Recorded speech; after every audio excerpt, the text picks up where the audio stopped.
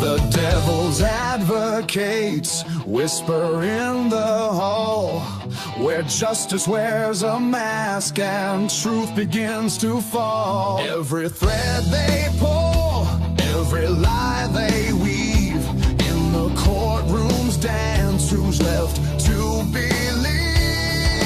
Oh, the devil's in the details, hiding in plain sight, innocent until the gavel steals the light. True crime echoes through the hollow night, fighting injustice with no end. The devil's in the details, hiding in plain sight, innocent until the gavel steals the light. True crime echoes through the hollow night, fighting injustice with no end in sight.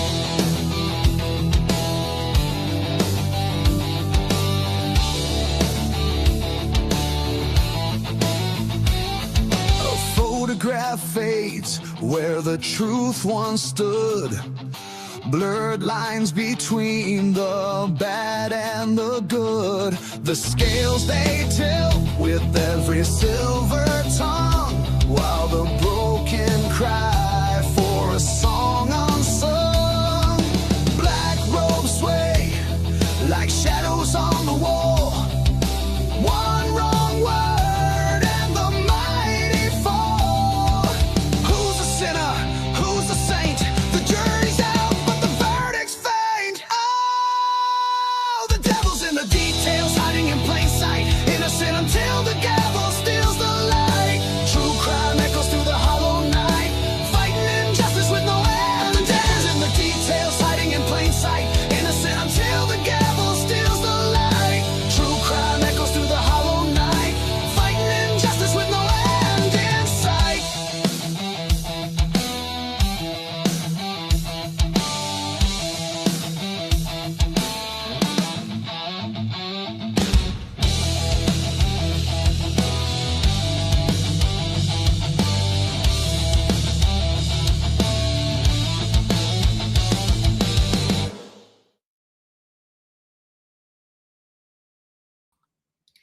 All right, everybody, welcome to a Crimes After Dark episode on a Friday night. On Friday night, JJ and I tend to tip a few, so it's going to get a little dicey. Well, it's usually actually a little dicey, but anyways, it might get dicier than dicey. I don't know. I'm feeling really, really good. By the way, if you like our intro song and our intro video, I'm hopeful. In fact, I'll fire everyone if it doesn't happen. Tomorrow night, we should be premiering a brand new video and song. People backstage are like, no, you're not firing anybody. I want that thing to premiere tomorrow because I'm going to be on travels for next week. I am going to be on the show, but I'm going to be on travels a lot next week. And so I want to be here for the premiere of a new song and a new sizzle reel. We will not get rid of the existing one because I think it's too awesome to get rid of it. We're going to kind of cycle it back and forth. In fact, because Dago kind of put together the music that, and it's like AI is amazing, but Dago, you know, it's being a musician himself and then using his skills and his lyrics. Holy shit. Like, I am rigid with anticipation to show you the new video that's going to come out tomorrow night. You have to be here early to check that out. It's worth watching. You don't want to miss it. I guess you'll get the replay, but don't do it on the replay. Anyways, let's get going together on the show. A lot happened today. Some exciting shit happened today that if you don't like and subscribe and follow the show and put on notifications for everything, you probably missed my live this morning. We had an amazing live experience. I can't wait to tell you about it if you missed it. I will show some clips from that live. It is worth it. And hopefully my panel can bear with me as I show some clips for those who didn't make it to that. And we will talk about what happened today, which will be some other stuff that's non-Idaho 4. We will, of course, talk Idaho 4. All right, let's go ahead and bring them in as the order they are backstage. Logan from Bronx Tales True Crime. Oh, I need to change the ticker across the bottom. Or do we have it? Special Grist True Crime Cafe. How you doing, Logan? Good. How are you? Good. Excellent, because you had an amazing day. I did have an amazing day. I know. I heard you didn't have as amazing of a day, but I had an amazing day. My last show today was just nothing went right. So I was like, oh, well, I'm human. We have those days. We'll try again Monday. Oh, It's all good. I don't even want to go back and watch when I first started TikTok and YouTube because it's embarrassing to see how bad I was in there. I probably am bad now too, but I was really bad at the beginning. Like It is really embarrassing to go back and watch. It's like, what was I doing? It's just a learning curve, though. I know. Everybody's the same. I have learned a lot. I've Yeah. learned a lot in a short period of time. So as always, it's great to have you on the show. I can't wait. I hope that you're patient to listen to some stuff that you have to kind of listen to first before we can talk about it. So hopefully I'm actually really excited for it. Really excited. Excellent. Anything special you want to share before we bring up Dago next? No, not today. No, we're good today. All right. Sounds good. Well, let's bring up Dago. Dago, how you doing? Bros and hoes. Oh, you're muted. Oh, bros and hoes. There's a weird delay on all of you. I've noticed that there's a weird delay on all of you. Like, I don't know what's going on. I feel like I should have probably power cycled my computer. Here's the thing. We're all multimedia streamers and we always have shit going on. And I think we like crap out our RAM after a while of doing video editing and stuff like that. And I probably should always get in the habit of power cycling my computer before going live because tonight I feel like we're getting some lag and I'm wondering if it's all me. Maybe I should just fucking leave. Should I just leave? I'll just leave. No, we need you. That would not be any. I mean, it's the weirdest thing. You can leave and cycle and come back. We'll still be here. It's the weird. I literally hear you guys talking in the room next door with my wife before I hear you here, which is the opposite of what I'd think. I would think I'm live and she would be on delay. I can hear Logan when she just talked in the other room before I heard her talk over here. It's the fucking weirdest thing going on right now. That's strange. Anyways. Yeah, I don't even know what's going on. So hopefully we'll get this shit worked out and untangled and all that stuff like that. But anyways, let's bring up Robin next. Robin, how are you? Hello. Bros and hoes. I'm doing well. Bros and hoes. Sorry. Bros and hoes. Good job, Robin. It's good to see you. I gotta say, guys, while she's on the screen, I'm so effing proud. And the only reason I'm saying effing instead of the F-bomb is like I think YouTube doesn't like F words too early in the stream where you get flagged. We're getting flagged all the time. The first 11 minutes. I'm gonna save the F-bombs. Right. So like I'll save the F-bombs more for the middle of the show towards the end. I got plenty of them, but I'm so effing proud of Robin today. Holy shit. We had an experience to share with you where John Ray, the attorney John Ray, was going live with a public announcement about some Epstein file stuff, which completely shocked us. We're following John Ray because of the Shannon Gilbert Long Island serial killer case. And his team emailed me late last night saying, hey, he'll be on doing a public announcement. And here's, how to find him. And I'm like, we got to get on this. We couldn't find the link. And Robin is literally calling television stations and like, where the hell are you? And they're like, what do you mean John Ray's on? And she's telling them, and she's like, yeah, you're missing John Ray. And you're like, well, and they hang up on her. Like they hung up on her and they didn't even know it. Didn't even know. That's great. It was bad. It was a badass experience. Robin, you were a pit bull. I'm pretty sure you got some media attention for them, which was awesome. Good for you. So, I'm so very, curious very cool. to know which stations showed up in the middle of us interviewing John. Because literally. Oh, right. They really I'm thinking Fox was one of them. I think. Go now, go. Yeah. It was incredible. Fun. Yeah. Before we bring up, I know we got to get one up here shortly so he can do his monologue and say goodnight to the little man. But I do want to say, yes, literally, Robin was calling different affiliates asking if they were streaming it and they didn't even know what it was. And it was funny because one of the affiliates was super excited to hear that it was happening. And they're like, well, if you get the link, send us the link right away. And we got the link. And sometime during talking to John Ray, I'm going to play it for you. He was so apologetic. I'm really sorry, Lee, but the media are starting to show up here. Do you mind if I like put you on hold and I'll come back after I'm done with the media? And I'm like, fuck yeah. Like, you don't even have to ask. Like, go with the rest of the media and come back. What a gracious guy. Like he literally is apologizing to this small YouTube channel that he's got to cut the interview short. True to his word, he came back and finished that interview and it was badass. So anyways, and JJ, by the way, State of the Deep joined us for that and got to talk. And I've got a clip for you between JJ and John Ray where they bonded over wrestling. It's fucking epic. It's great shit. All right. JJ, what's going on? Bros and hoes, yo. You're muted, sir. Okay, you're not muted. You're on delay. This delay is fucking killing me. Do you have a lot of stuff open on your computer? Yeah, I think I got like 12 porn downloads going in the background, and it's probably crushing my internet. That might do it. I told you. You're I've had a now few. in the I've had a few. Epstein I've tipped a few. Don't tell him what I told you to Look, do. here's- Jesus, what's the matter with you? Here's what I'm gonna do. Here's what I'm gonna attempt to do. Not that I. Here's what I'm gonna attempt to do. I'm gonna attempt to get one up on stage here quickly. We'll get him in the middle of the monologue, and even though I want to hear his monologue, I will take that opportunity to reboot my computer. Not to say that sometimes one's monologue is a little long, but it gives me time to reboot my computer and get back real quick before he's done with his monologue. So I apologize, one. If I don't get to hear your monologue, I'm going to reboot my computer. It's going to take the risk. I'm not going to hit the button that says end the stream or we're all fucked. I'm just going to leave the studio and reboot my computer and come back and rejoin the studio. All right. Anything you want to share real quick, JJ, while you're on the screen before one comes up? No, it was very hello to everybody, of course. Yeah, and to the den and the meatballs and the mods. But yeah, it was awesome to be on with him because first of all, I was just intently listening to the information because it's a pretty crazy thing, the way the things that he talked about. And then when he brought up that he was a wrestling coach, you know, I wrestled for 11 years and so that was a big part of my life growing up. And so, you know, wrestlers are a unique breed. So I had to throw that in there. And then he lit up, man, when I brought it up. Yes, he did. And that's why I love it so much. You literally lit John up. He loved talking to you about wrestling. It was a great moment.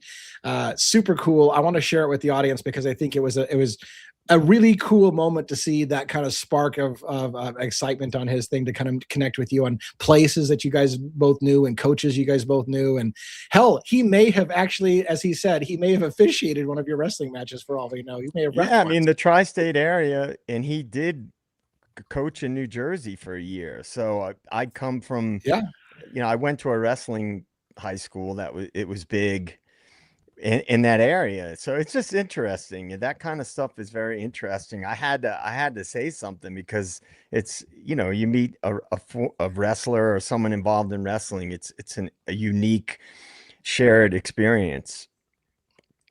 Yes. Well, all right, let's bring one up. I want to talk to him a little bit. I'll get him started on his monologue, and then I will quickly exit out, reboot my computer, and see if I can get back before his monologue does. So if you wrote a short monologue tonight, you're screwing me, one. So how are you doing tonight? I'm always short. Bros and hoes. Right? Bros and hoes. Hoes. How is everyone doing? Good. How are you? Good. Good. So, did you get to you get to watch some of that John Ray thing live? So right? You didn't yes, participate, but you get to watch it. Yes, I talked to Robin earlier about it. I'm extremely jealous. I was in your. I know. I was in the live. I actually had to go to the bank with my wife, but I was in the background. I couldn't come up on stage, but it was super interesting to hear all the stuff that you guys talked about, the questions. It was great. I think it was great. Yeah, and he was willing to take it. Like he did the press conference, and you guys were only waiting, you know, like whatever, a minute or two, and he came backstage. Yeah, he was right amazing. Over on our stream after the press conference. Yeah, it was great. We'll share that and talk about it a little bit more.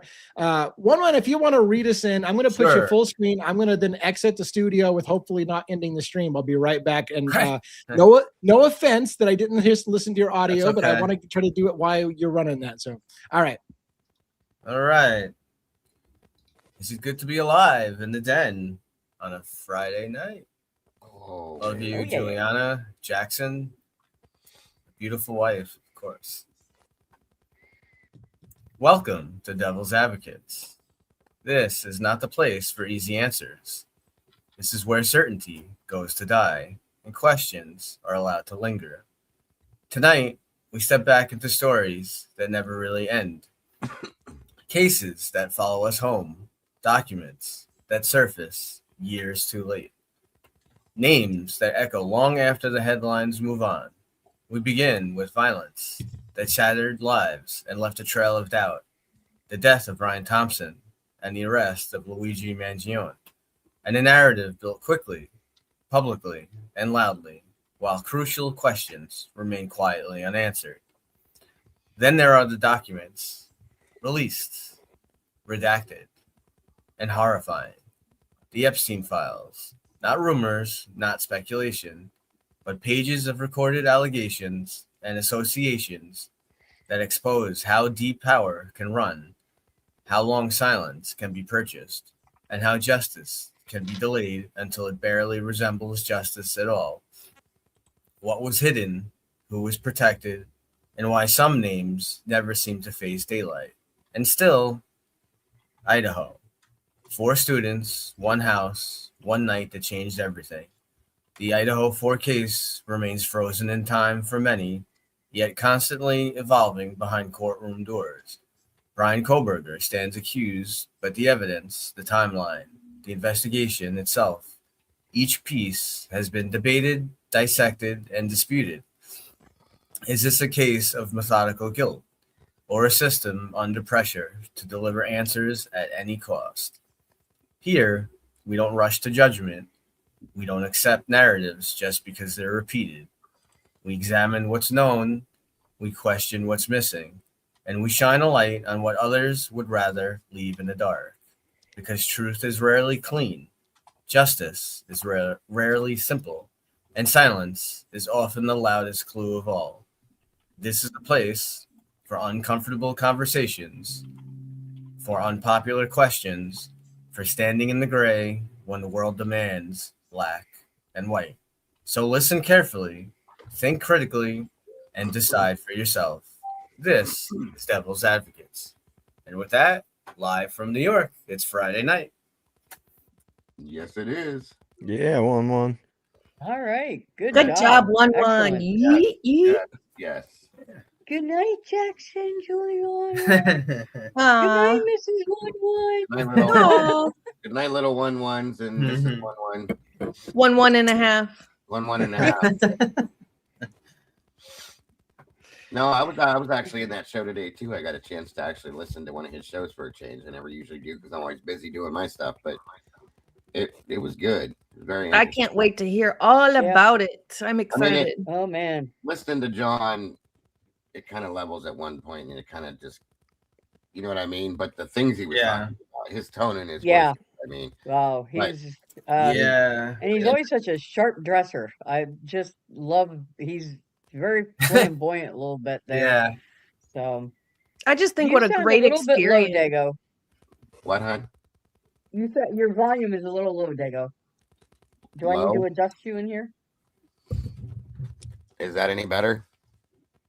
Wait a minute. You're here. Okay, do it again. Hello?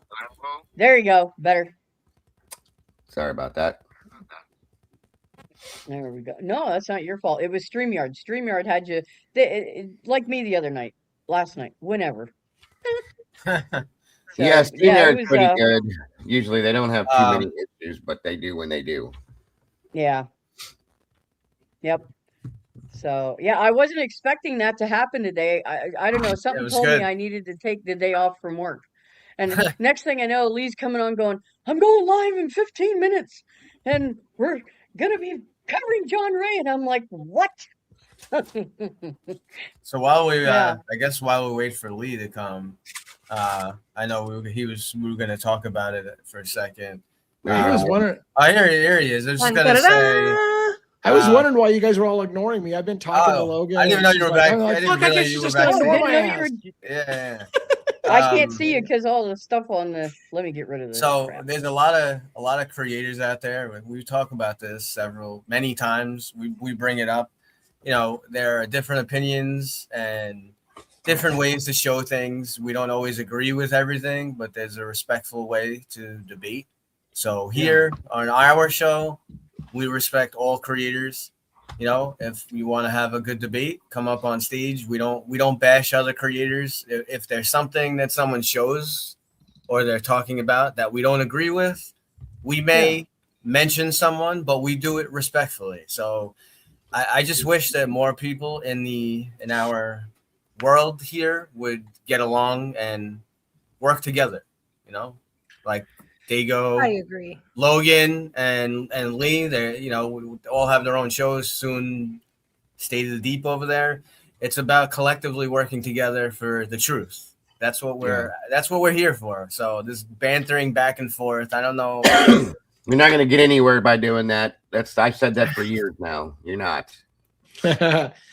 So let me say this real quick. We are working on trying to make sure we pin more comments, but tonight we have a lot of clips to show. If we don't get to your comments, I am planning on doing, if I don't hit the wrong button tonight, I plan on doing some of that fireside chat where I take some of your comments that we didn't get to for the night and talk about them one-on-one. So if you, a lot of you have really liked that format. So I plan on doing Crimes After Dark. The problem is that the last few nights, again, we keep getting flagged for inappropriate content. And then when they do that, I can't look at my chat until they get done reviewing my reviews. But if I stay in the studio and I don't hit the exit button, I've got my full chat. So I'll have to make sure I don't hit the exit button, or I'm going to have to wait 24 hours or something for them to get around reviewing my video. I really think that somebody's doing it to try to kill our channel, and it's pissing me off. But you know what? I shouldn't even say that because it just gives them more power. So fuck off. Anyways, there you go. Are we 11 minutes in? Yeah, we're yep. Yeah. Toddlers will be toddlers. It is what it is. Drop them F-bombs, everybody. So I want to share with this. I want to tell you a couple things. So what happened was John Ray has been on the show again before because really because of Robin. When I got into the Long Island serial killer case, she encouraged me. I just brand new to everything. And she's like, you should reach out to John Ray, you know, the attorney for Shannon Gilbert's family, and see if he'll talk to you. And I'm thinking, you're nuts. You're like, I'm not going to just I'm a nobody. I'm a tiny channel. I'm not reaching out to John Ray. But for some reason I thought, well, what the fuck do I have to lose? So I wrote a professionally crafted email to John Ray. And I got to tell you, it was a surreal moment. I got a phone call the next morning and this guy says, hi, this is John Ray. Is this Lee? And I'm like, and I got such fucking stage fright. I was like, oh my God, like John Ray's on the fucking phone with me, like right now. And it took me 20 minutes to get the nerves out of myself to even talk to the guy. Like, I can't believe he just called me back kind of thing. It was crazy. It was a great moment. Later on, I went out to New York and met One, and I put boots on the ground in Luigi Mangioni's case, and I went out to where Brian Thompson was shot and killed in front of that Midtown Manhattan Hilton, and I went on the rail. You know, the what do they call it? Now I'm losing my mind on the name of the rail that I took. No. The Long Island Railroad. Yeah, the Long Island Railroad. LIRR. We call it the LIRR. That's what the Lear. That's what I was looking for. The Lear. That was what I was searching for. The Lear. I had so many. I was terrified. I was even terrified about that. I was terrified going to New York. I'd never been to New York, and I was like, I'm a little small time guy in a big city. I'm going to get knifed, stabbed, killed. I don't know. I was terrified, but I sucked it up, Buttercup, and I sat in John Ray's office, and we had a one-on-one conversation in the Miller Place office where we're going to see he shot the video from today. So real quick to set this up for you guys, and I realized I got to make room for my panelists to talk, but obviously I'm super excited about what happened. I got an email after from John Ray's team saying, hey, John Ray is going to be making an announcement about Jeffrey Epstein. I'm like, what the fuck with Jeffrey Epstein? Like, I didn't even know John. Here's the thing. John Ray's name surfaced in the Jeffrey Epstein files several times, and people from Sweden and all over Europe started calling John Ray, asking why his name is surfacing in the Epstein files. That's what kind of led to this whole thing, and we're going to talk a little bit about that, about how John Ray's. And by the way, if you're going to end up in the Epstein files, the way John Ray ended up is the fucking way you want to do it. He ended up because he was putting pressure on the attorney general to do something about something, and they didn't do it. And so people were like, why the hell didn't they respond to you, John Ray? So he's in the Epstein files for the right reasons, not because, oh my God, it's an embarrassment, I'm in the Epstein files. He's in there for all the right reasons. So I want to share with you a few moments, clips. One of them's pretty lengthy. Lee, before you do that, we got 2 donations. Yeah. I don't mean to interrupt you. So first we got Michelle Rowe 740. She gave $5. Thank you so much. Yes, thank you so much. Was it? I don't know if it was to you or. Oh, and it is to us. It is to us. And Yeah. they're like the Cobain case. Look at that. The Sunday night. I'm just going to quit my channel. These guys are taking over my show. You guys want fucking Sunday night? Well, who cares? Lee's not even here. I'm fucking. Anyways, thank you for supporting that. I love the Kurt Cobain show kind of stuff. I love that they've got a case that they cover where I'm not covering it. So they I think it's a super cool break from the channel. Real quick, I want to thank Michelle F. for her super chat as well, and thank you for the well wishes to getting better. Thank you, Michelle. God bless. We love you. Yeah, and that's Michelle Ifs there, and we got Michelle Rowe with another gift I've noticed. And so thank you for all of the support and the love for the channel. We really appreciate that very, very much. It makes the wheels go round and round. The wheels on the bus go round and round. Yeah. All right. So let's see. What I want to share with you for the moment is, again, so we had a hard time finding John Ray. In the email they said, and it was great. It was personally addressed to me. Hey, Lee, John Ray is going to be talking about the Jeffrey Epstein press release tomorrow. And I'm like, oh my God, what the hell is this? And they said, we'll send you the link in the morning. Well, I never got the link, and I had the phone number of his assistant, and I was texting her. I didn't want to call because I figured they're busy with media and all that. So they weren't responding to the text, and we're live. I went live a half hour before it was supposed to go live. About 15 minutes into when it was supposed to be there, I'm panicking. I'm like, oh my God, we missed the whole thing. Maybe they didn't do it. We don't know. And then their team emailed me, here's the link. He's on Twitch. Go over there. So we kind of came in the middle of the Twitch thing. And thanks for the super sticker as well. Appreciate that very, very much. I love that. Here's a moment I thought was super cool. A moment when John Ray, he had just ended. And basically, so I sent him a voicemail and a message that said, hey, if you're willing, when you get done with your press release, here's my StreamYard link. We would love to have you on and talk about it. He joined us immediately after the press got done. And it was the coolest experience. So here's a moment where John Ray, he had a reporter in his office. I heard the reporter asking questions in his office. There were several reporters, I think, but I heard a reporter, and he was doing it from his office, which I sat in and I had that one-on-one with him. And then here's him apologizing because more media is showing up, which I'm pretty sure Robin did it. I'm pretty sure Robin was calling all the news affiliates wanting to know why they weren't covering John Ray. And they're like, I got to go. See you later. And then they started to show up at his place. So check this out. We'll hopefully play this and hope this out. Lee, can you hold on this for 1 second? I don't want to. Yeah. All right. And here he goes. He's silently talking to he's calling the media and see how he's waving the media in and finishing our chat while the media is coming into his office.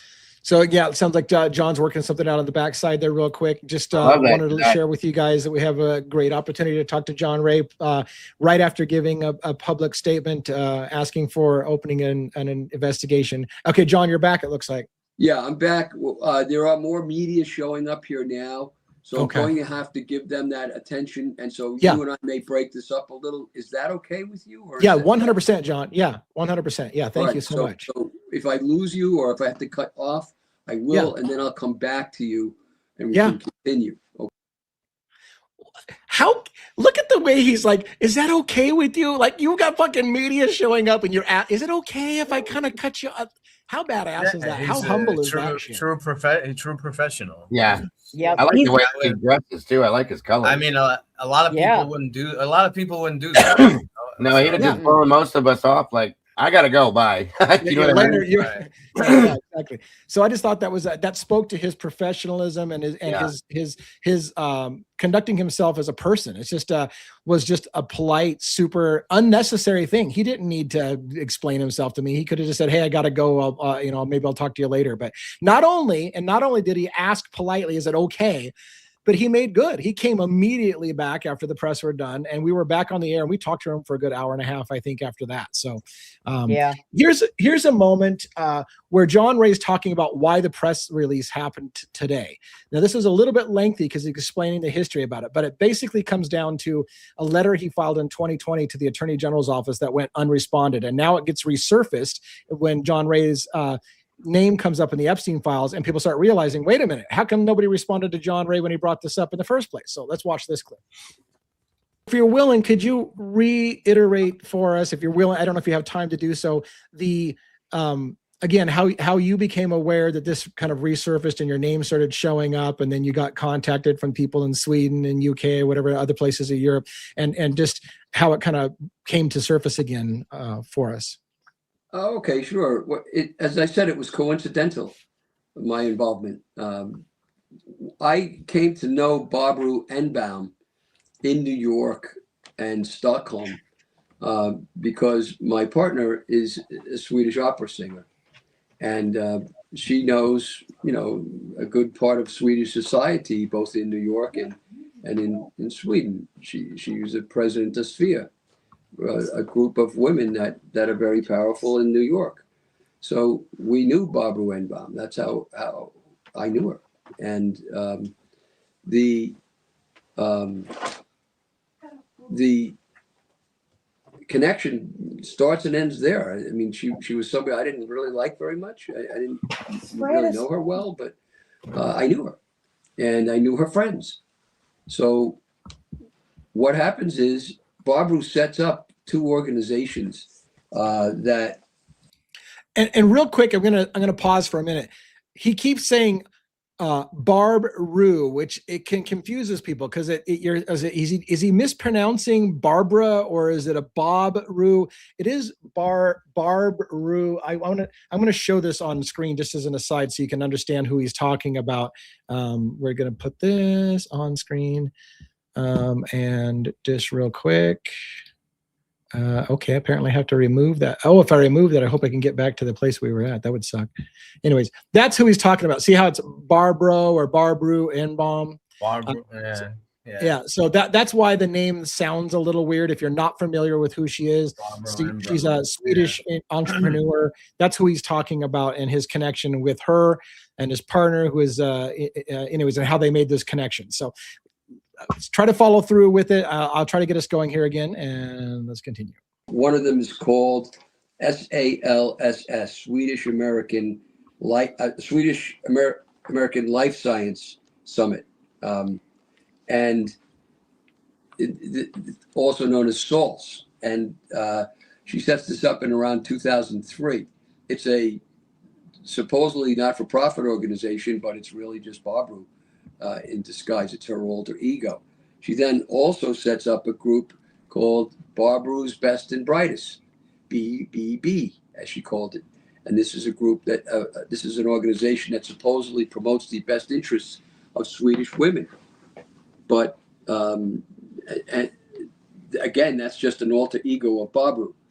I knew of both of those organizations, and it never made any sense to me that they existed.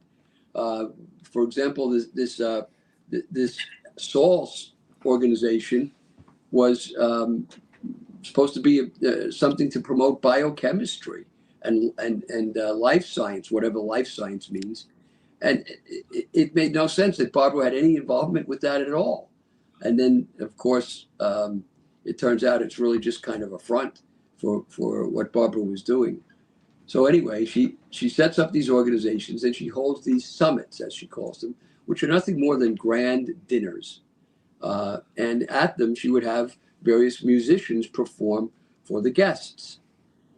And this is where it's going to get really interesting for those who aren't familiar with Jeffrey Epstein. He's going to start to outline how he started to learn about how Barbro or Barbro, or how you pronounce her name, started to provide young girls, Swedish girls, coming in and being provided to American businessmen for, hey, I want a pretty little intern to work for me for a year. And so she would arrange these arrangements for Swedish girls to come in and work for rich American businessmen in the New York area.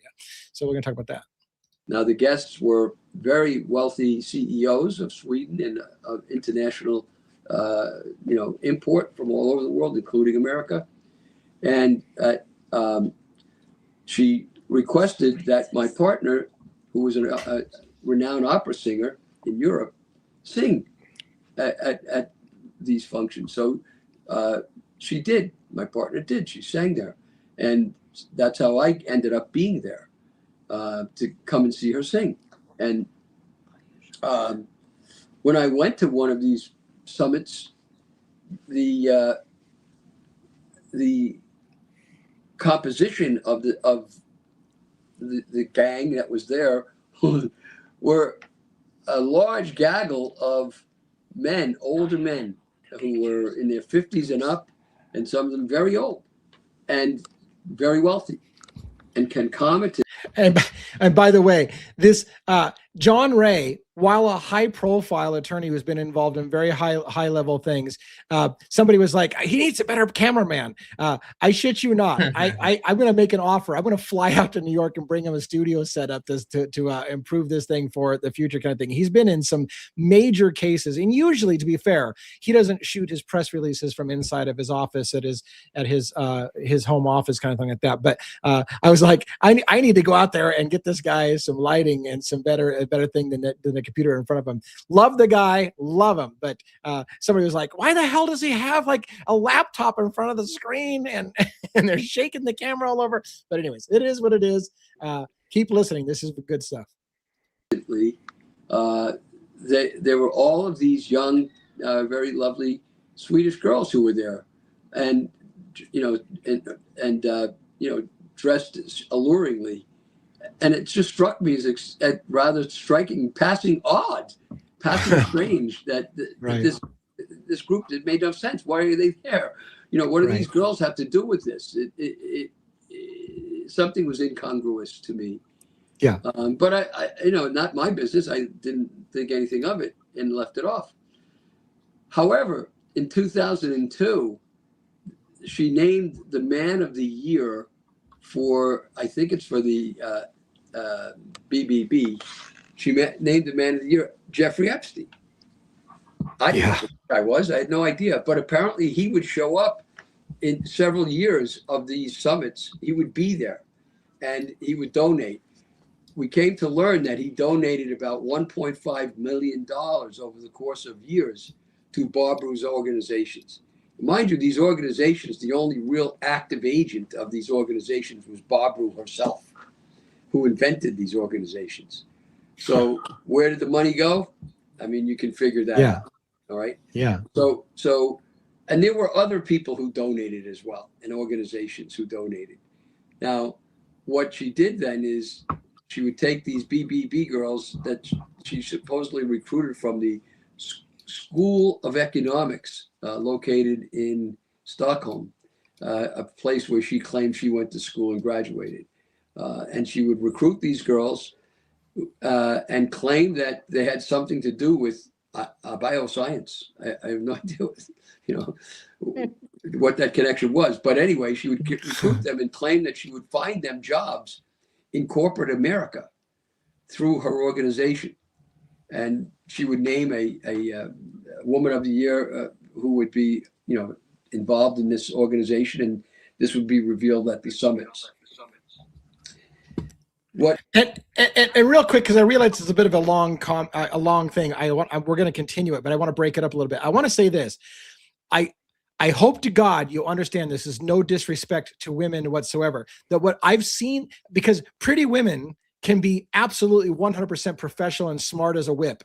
But there's a lot of agencies where literally the men, the wealthy men are like, I don't give a fuck whether she has any skills or not. If she's hot and she looks a certain way, I'll hire her. And they'll fake her resume up and they'll be like, they'll just put the trophy piece in the office. And again, no disrespect to women. There are plenty of smart, beautiful women. But this agency is running that kind of thing where they basically just kind of fake the resume and say, oh, you want a hot bimbo for your office? Then we'll send you this one and we'll make her resume look good. Kind of thing. All right. We got two right here, Robin and Logan, right? Right. That's exactly. We just said, hey, look, I don't care if you guys have any skills. Just come on to the show. Yep. Fair enough. All right. Hold on. Let me get this thing playing again. Oh, shit. Which one is it? Here. Which video is it? How did I lose it? Did I lose it? Did I take it off stage? Tell me. No, I didn't. Here it is. All right. Here we go. Then really developed was something quite different than what I've just explained. And I didn't know any of this until the Epstein scandals broke in America. And that was that these girls were being provided repeatedly to association with Jeffrey Epstein at his apartments in New York, at his apartment in Paris, and other places. And they were asked to dress in certain ways and to behave in certain ways for him. So that emerged. And as well as I said, I knew the people who knew her. So I would hear firsthand, secondhand, various things that would go on with her. And it became obvious that what she was doing was creating a honeypot for Jeffrey Epstein. Yeah. And so there's one woman, for example, who was interviewed who said, was one of the girls I'm talking about, quote, "We were asked to dress in a dress and high heels while Epstein was in sweatpants at his leather room in Paris, where some of them were actually required to dress up as little schoolgirls and Right. serve him tea. Oh, wow. All right. And champagne was served to them by him. So you can see what's going on here. Yeah. Well, comes around 2020 and the Epstein scandals have broken. Epstein's I think he's been arrested by then. And The first or the second time, because he got arrested twice for trafficking women. I'm trying to get the time. Do you remember if he had been arrested once before and kind of got off on it with the hand slap, and then again a second time before he killed himself? I guess. He gets convicted of sexual abuse of a 14-year-old girl in 2008. He's convicted. So he is a sex offender officially as of 2008. Now, he originally was charged, I believe, with raping her. Yeah. But, with his lawyer's work, he got it knocked down. But he still ended up as a sex offender. So here's Barbara Wenbaum still using him and getting money through him after he is already now a registered sex offender in the States, the United States, and still associating with him and bringing these girls to him.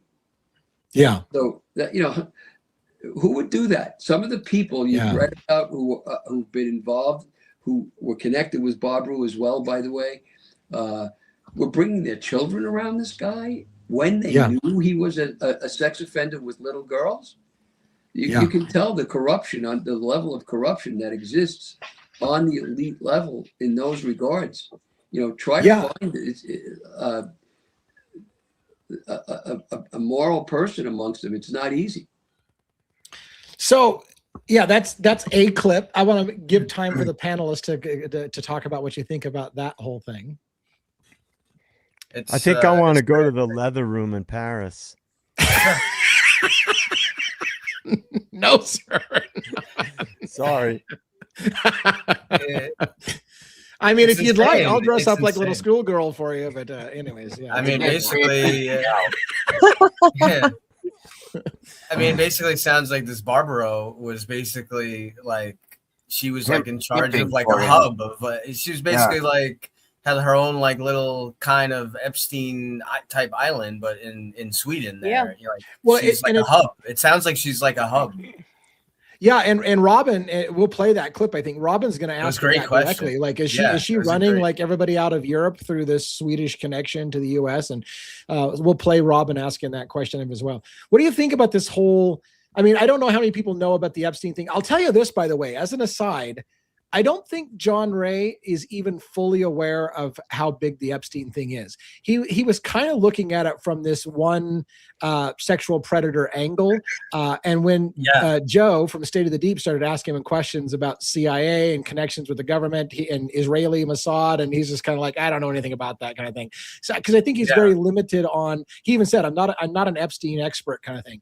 So, and as he said in the interview, I didn't even know who Epstein was until he kind of surfaced in that first thing with these girls, and he's like, who the hell's this guy kind of thing. So I think in a way John Ray's a little on the outside of the Jeffrey Epstein thing in particular, but he brought this to the attention of the then Attorney General Bill Barr, and we're going to talk about that in a little bit as well. But what do you guys think about this whole running girls from Sweden for a rich American businessman to be the little bimbo pretty girl in your office? That is that something you think happens a lot?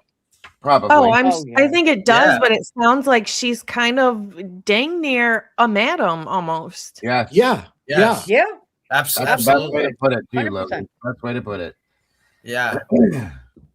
It's sickening. It's disgusting. Truly. I mean, people get a lot of time for being a madam or a pimp or whatever. You probably are too young to remember this, but do you remember a name, Heidi Fleiss? Do you remember? Oh yeah, I read her book Pandering. Yeah. The one thing I'd be interested is I don't believe he's come up Yeah, but it would be crazy, right? If Rex Heuermann somehow had some kind of involvement with Epstein. When you said that, I mean, you're like, only, what if Rex Heuermann's name is in the Epstein I believe file? they only, you know, with all the redactions, and I don't know if you guys looked through any of the files, or even there's a lot of stuff, but they only released like 1% of the stuff anyway. But if Rex's name comes up, it's like insane. Well, I wouldn't be overly surprised, to be honest with you. No. Go ahead, JJ. What do you got? No, a lot of what I refer to as the power structure, some people call it the elites. You know, they have a system in place, and many people who are way more educated on it than I am have talked about the fact that a lot of the appeal of Epstein was that he would bring people together. He would have these elaborate parties with these girls. So he would also be doing financial deals with people, because he had worked for Bear Stearns in New York. And so a lot of times these people are very powerful, but very wealthy people. And he would provide them with access to these beautiful young women, and then put the blackmail thing aside for a minute, because he did have cameras in his New York townhouse and all those things. But I can't remember off the top of my head who was speaking about this, somebody that's really knowledgeable about it. But so now he's got these people that are like, oh, this guy's all right with me, because he's providing them with a service essentially, right? And so, but he's also doing financial deals with them as well. And apparently he was known, as it is, you know, talked about in the One Nation Under Blackmail books. He was known for being able to move money around in a very strategic way. So a lot of these people that he was doing deals with, he's now all of a sudden, they're sort of ingratiated. He ingratiates himself with them.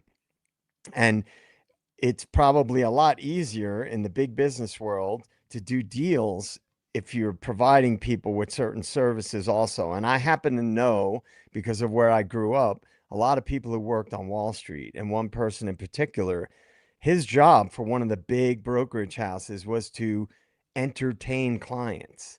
So when they would fly in, these big, huge financial clients, they'd fly in New York.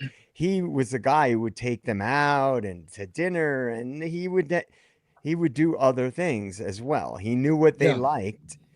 And like basically what's called in the corporate world a relationship manager. And essentially that's what Jeffrey Epstein was, except when you learn more about the case, he was connected by every account to intelligence.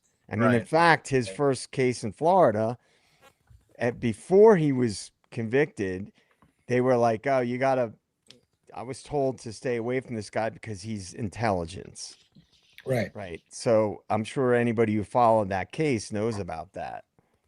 And I have to say, as an aside, Joe, I've met multiple women who have told me their job was hired as a public relations person for their company, and their job entailed being sent to essentially cocktail parties with clients to look pretty and to get drunk with the guys and to flirt with them and make them think they had a chance. She wasn't required to sleep with them, but all she had to do is represent the company and give them the impression that they might get lucky that night. And she just goes out all night long having drinks with them. They pay for all her drinks in her tab. And that's her job for the company, is to make the clients feel like they might score. And that was part of the how to schmooze your clients and make them think that, you know, if they stay in this business, that maybe I'm going to bang that chick someday. It's just like, I think it's part of a lot of business practice. Well, what they do, those PR people, is they pay for everything. So the client comes in, they have everything set up. They pay for dinner, they pay for drinks and any other extracurricular activities. So, you know, Epstein was that on a very, very large scale. And if he was, again, I don't want to get too far into this stuff on here, but his connections to intelligence, anybody who has researched it, the banking industry, I'm talking about global level banking, is intimately tied in with the intelligence agencies. I was going to throw something in the middle of this real quick, if you didn't mind. Yeah, throw it. Were you done talking, Joe? I didn't want to step on you. Yeah, man, you're good. Okay. Just as a real quick piece of information that I had found out earlier, we all know what's going on with the whole Nancy Guthrie thing with Savannah Guthrie's mother, right? Uh-huh. So I read an article today that, and I don't know that there's any link here, folks, before I go say this, but it is definitely interesting that Michael Feldman is Savannah's husband, right?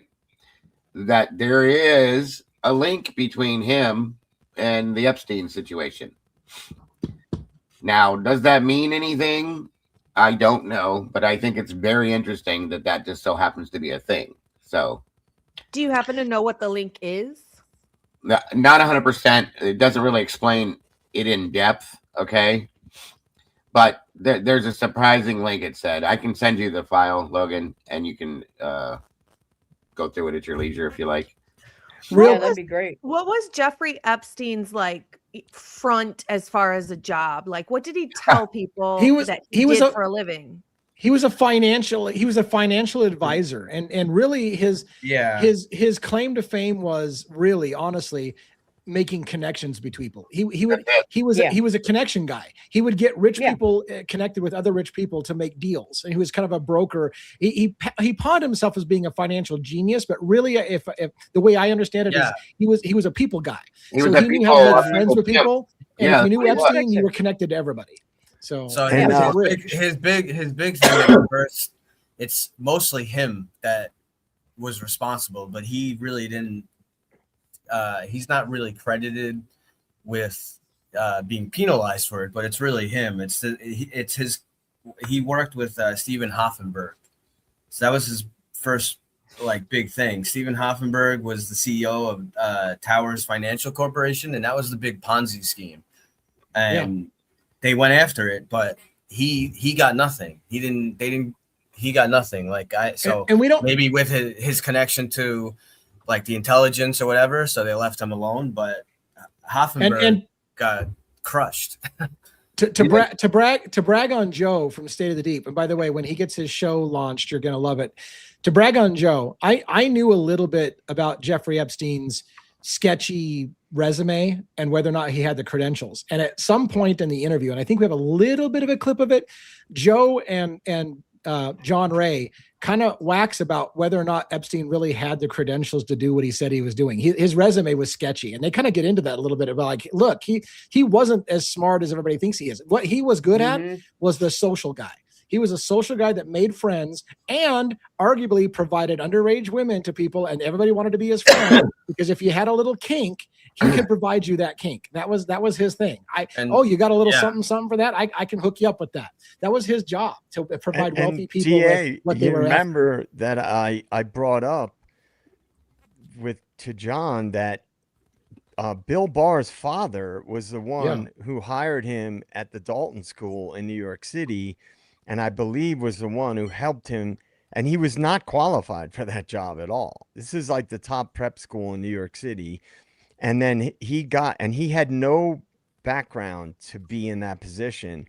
And then he was also, so William Barr's father, I think maybe John Barr, I apologize, I can't remember off the top of my head. Maybe somebody could check it for me, but who had worked, I believe, for the CIA in the past.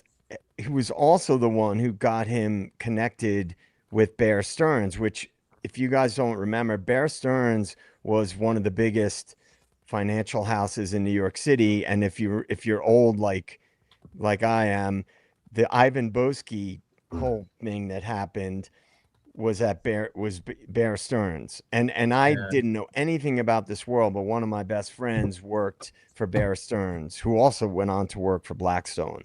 So Barr, Donald Barr was his father's name. Donald Barr. Okay, thank you. 1-1. So he, by all accounts, and by the way, Epstein he did not have the resume to get the position he did at either the Dalton School or at Bear Stearns. And that was something that we talked about with. Yeah, you and John talked about he really didn't have the credentials to get into that world. And they basically kind of, again, it was one of those cases of it's not what you know, it's who you know with Epstein. He knew the right people, and he got kind of hit the skids greased to get into the right places and make the right connections. So I think it's what JJ said. The big thing too, other than the connections, what you guys are talking about, the big thing that I was watching some interviews yesterday and the other day. He's really good about moving money around. So that was the big thing with some of these, these really wealthy CEOs and these big financial guys. They want to make more money. So it was like trying to hide from taxes and hide money. And he knew all the ins and outs of that. Go ahead, Real Joe. quick, I'm just curious, and not to be weird, but Robin and Logan, like, just out of curiosity, what are your thoughts as women on this situation with what we've heard and know so far with this, if I can ask? Well, obviously, I think it's disgusting. No, go ahead. Somebody just said in the chat that Ghislaine teaches etiquette class in prison, which is fucking wild. Right. Oh my God. I'm not surprised. You have to teach, lady. Right. No, it's horrible, and it ruins so many lives, and then their families' lives, and it's just such a domino effect of ruining so many people when you do things like this to them. I mean, whether it's people willingly being these type of girls or not, it doesn't matter. It's traumatizing. No, and it teaches women that it's okay. It from the time they're a little up, this kind of behavior towards women is okay. And for Jeffrey Epstein, I mean, this has been going on for eons, but for the people in this country, the men and women who let this go on, I don't care about your politics or whatever, that let this go on. This is just disgusting and horrifying for these women, and it has to stop. It has to stop, and it does happen to men too, by the way. It does. It does. Not as much as women. It does. It does. As much. I mean, in fact, as far as it happens to men, I mean, oh my God, I don't know, on a side tangent, but P. Diddy's trial had a lot of male escorts that were brought in for parties and stuff like that. Men are trafficked and used for money. We don't think about it much. We always think about the women being abused, but men are abused in this system as well. It's just for some reason our society tends to think that men can't. I think it's about. I think about 50% of the civil lawsuits that he has. It's a little over 100 civil lawsuits. They're all male. He's right. And I only asked this question about. With Logan and Robin too, because women are still, it blows my mind. It's 2026 and women are still so suppressed in so many ways. Okay. They really truly are. And it makes me sickening to see it. Everybody that follows my community knows how I am about that kind of stuff. Lee, I know you're the same way as well. We've talked about it, and it just blows my mind. And I think things like this, seeing this, it implodes my mind that this type of shit still happens and it's still allowed in some aspects, all because of money. It's truly all because of power and money, like everything fucking else in this world. And by the way, go ahead. I don't know the context behind that comment. What lasted 2 seconds on this comment? What lasted 2 seconds? I don't know the context of that. What was said before that? I think people in the chat were referring to that. I was hogging up the discussion about this particular thing and wasn't letting people talk. And I wasn't doing it intentionally. It was just commenting on what we spoke about earlier. Look, if that's the case, let me address that real quick. We're a panel of people who talk for a living. So getting us all to shut up is really, really difficult. We talk for a living. All of us have full channels that watch us and want to hear our opinions. So it's no sign of disrespect. We're used to giving our opinions. That's what we do for, well, not necessarily for a living. Some of us have other jobs, but you have to understand we're kind of we're taught to give our opinions because that's what people are signing up for our channels to watch. So there you go. What's interesting, I don't know if interesting is the right word, but I guess disgusting. There's a million words I could say. What's really crazy about this Epstein stuff, that came out is we know that Epstein is a sexual predator, right? He's convicted. his first case that I guess 2008 in Florida. I know it was a crazy amount of charges, and it wound up only being one charge that he got. You know, he made like a plea bargain and whatnot. Yeah. But when you see some of this stuff, some of these people who are involved in this further stuff, you know, before later on, after he's been already convicted. So he's already known as a sexual predator. And you see these super wealthy people. And, you know, we're not afraid to name them, some of them either, you know, that are there. Elon Musk, Bill Gates, some of these people are like, they know that he's a sexual predator. And I mean, there's an email thing that I was reading, you know, that someone was covering. Elon Musk, no, we don't, you know, you always have the presumption of innocence, right? Until you're actually convicted, right, of whatever it is. There's an email chain where he's actually ordering girls. He's trying to order girls through the email. It's the proof. It's right there. I mean, So for anyone who likes Elon Musk or anybody else that's named in these files, you have to sit and ask yourself, what kind of people are they really? I don't care if it's a male, a female doing this. You have to sit and ask yourself, and do I really want to support that person? I don't care if they're an actress, if they're an actor, if they're a politician, if they're a wealthy millionaire or whatever it is. I mean, that's the only way we're going to change this shit. That's the only way it's going to change, is if we stop supporting the people who are perpetrating this stuff and who are, you know, if we withhold our dollars, because that's all these people understand is money. Real quick, first of all, it looks like Bronx. Logan, you gave some memberships out on your side, so that's great. I want to address something really quick. I see that there's a general feeling in the chat by some people that us men are stepping all over the women and not letting the women talk. And I hope that you ladies don't feel like you're being suppressed by the men, but if you guys, I would love to make, especially in a case where we're talking about the sexual abuse or sexualization of women being, you know, given to high paying businessmen. We want to hear your opinions about that. So for those in the panel or the chat who think that we're not respecting the women, I very much want to hear the ladies' opinions on these things. So, as do I, of course.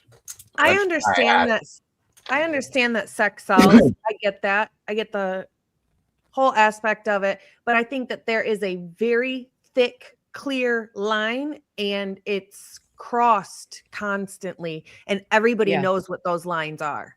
They know what they're doing is wrong. Mm-hmm. Yeah, and they're okay with it. Right. Yeah, and that's sadly the case. Did you have something, Robin, you wanted to add that you haven't added for this? Okay. Going on for the moment. Unfortunately, I have a lot of clips that I liked of the John Ray story, and we've gone an hour talking about John Ray. Are you guys okay playing more John Ray clips, or would you like to move on to a different topic? Because, I mean, there's a lot of cool moments from the John Ray, but I didn't expect us to be an hour already into John Ray, and there's more clips to cue. What do you guys feel? Yeah, whatever. You get a lot of good stuff. You're the boss.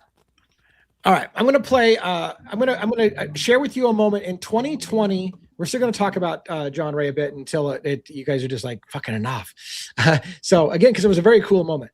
So in 2020, John Ray wrote a letter to Attorney Bill Barr, U.S. Attorney Bill Barr, saying, "You need to seize a moment." When the Jeffrey Epstein case popped off, he knew about this woman from Sweden who was involved in the elites in Sweden and the royal family in Sweden. And she fled the country when the Jeffrey Epstein popped off because she knew she was going to get exposed. She fled the country. John Ray, through his connections, found out that this woman was coming back to the United States and was going to be in New York for a very short period of time, a few days. And he wrote to Attorney General Bill Barr, and said, "Look, here's the history. I know who this woman is. I know who her company she works for with, and she's back in the country for a short period of time. You say no stone will go unturned, and you want to investigate people. I would seize the moment and seize this woman and investigate her when she's back in the country." So let's talk a little bit about John Ray talking about that letter that he wrote and asking them to seize the moment when she gets back in the country. It seems it seems pretty clear in 2020, you gave them an opportunity, a small window of opportunity when we had a Swedish national in town again after fleeing the country, it sounds like, right? And there was a small window of opportunity, and you're like, hey, look, this is a big moment. You need to seize this moment. If you're really going to do this whole leaving no stone unturned, now is the moment. And it just went ignored. Years go by. Now all of a sudden it's resurfacing in the Epstein files, and people from Sweden and UK and everybody's calling you to get information. And where the hell, where is the eyes on this? I'm just frustrated. Well, what multiplies your point is that then Attorney General Bill Barr made 2 speeches, which we recorded at the press conference or played at the press conference. He made 2 speeches in which, in unequivocal terms, he said they are going to, the Attorney General's office department is going to go after these all these people who are the word he used was complicit. They're going to go after all these people who are complicit in anything dealing with Epstein. And he was very strong about it and said how proud he was of the department because they were doing this. And he went on and said that basically no stone will be unturned. Everybody who was complicit will be hunted down. And he made those 2 speeches. One of them before I went in March of 2020 to the Justice Department to get this case exposed and investigated, and then another speech after. So he said it before and after. All right, and then one more clip I'm going to play when I step away, because I want us to talk about it when I get back while it's playing, is when he tried to get the media interested in him reporting to Bill Barr, you need to seize this moment, grab this Swedish national. The media's response was, well, are the girls underage? If they're not, we're not interested. So let's listen to that as he explains that one.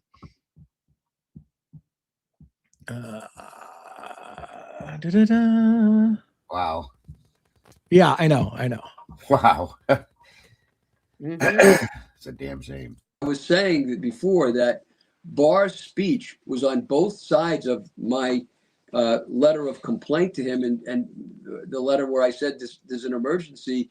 You should get a hold of Barbara Enbaum as a person of interest right away. She's in New York for a short period of time. I knew that, and told him to move on it. They did nothing. The only thing they did is they contacted me and said, John, do you know the ages of any of these young girls who were involved? And I said, no, I don't know them. And it was an odd question because I had already answered that question in my first letter. I had said we did not know their ages, but that they were young. And that assistant U.S. attorney then told me that they were not going to investigate because they were only interested in if the girls were under 18. That's what it sounded like. Yeah, if it's not a big scandal where it's underage girls, they weren't as interested in it. And I listen. If the girls are underage, it's appalling. If the girls are not underage, it's also appalling. Right. But maybe less so. Still, I didn't know their ages, and I said they were very young. And we sent pictures, numerous pictures of some of these girls, to the U.S. attorney so they could see for themselves what I was saying. So what do you think about this? Media is not interested unless it's a good scandal and they're underage girls and you've got something that's worth talking about and making headline news for the night. But just sex trafficking on its own, not sexy enough. Yeah. It's got to be underage girls as well. Not surprising. It's not surprising. Not surprising at all. But I'll tell you what, this man that was with us today, he is a class act all the way. He's not getting any money for doing any of this. He doesn't ask for anything. All he wants is to get to the truth and to help these women and any victims. And I just cannot say enough about him. He is just a tremendous human being. In the interest of time, I'm going to skip one of the, at least one, maybe more, of some of the clips I was going to play. I want to play a moment where JJ from State of the Deep goes straight up fucking CIA, conspiracy, government, fucking high level shit on John Ray. And it's kind of an interesting little moment. So let's check that out. I think it was worthy of watching. I got a million questions. I do want to give a chance for JJ or Robin to ask you a question too, because otherwise I'll dominate this entire conversation between the two of us.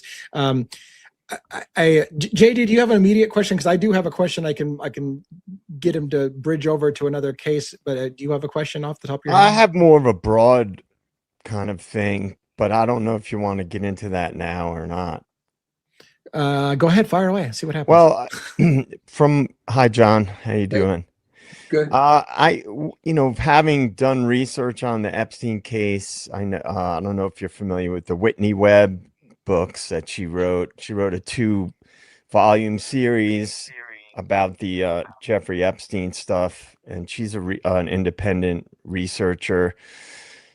That there's been a long-standing connection between the financial elites and the U.S. intelligence and other intelligence agencies, right? The banking industry and global, and you mentioned Sweden, and it seems like that would be a thread that the powerful people, the money people, politicians, etc., would not want to pull on, or they wouldn't want the public to pull on that, because then it opens up a whole other level of inquiry. Did you have any thoughts about that? Yes, I did not know these books you've referred to because I'm not a specialist in Epstein. I'm involved, you might say, coincidentally, even though, I'm sort of a high-profile guy. I've been in other cases over the course of years that were high-profile, but this was strictly coincidence. And so I don't really know all those details that you've mentioned, but your point is well taken. These people that are involved in Sweden with Epstein, these are not ordinary people. These are the power elite of Europe and even of America, who are involved directly with Epstein and directly with providing Epstein with girls. So I think possibly the flow of girls from Sweden to Epstein is greater than from any other source that he had.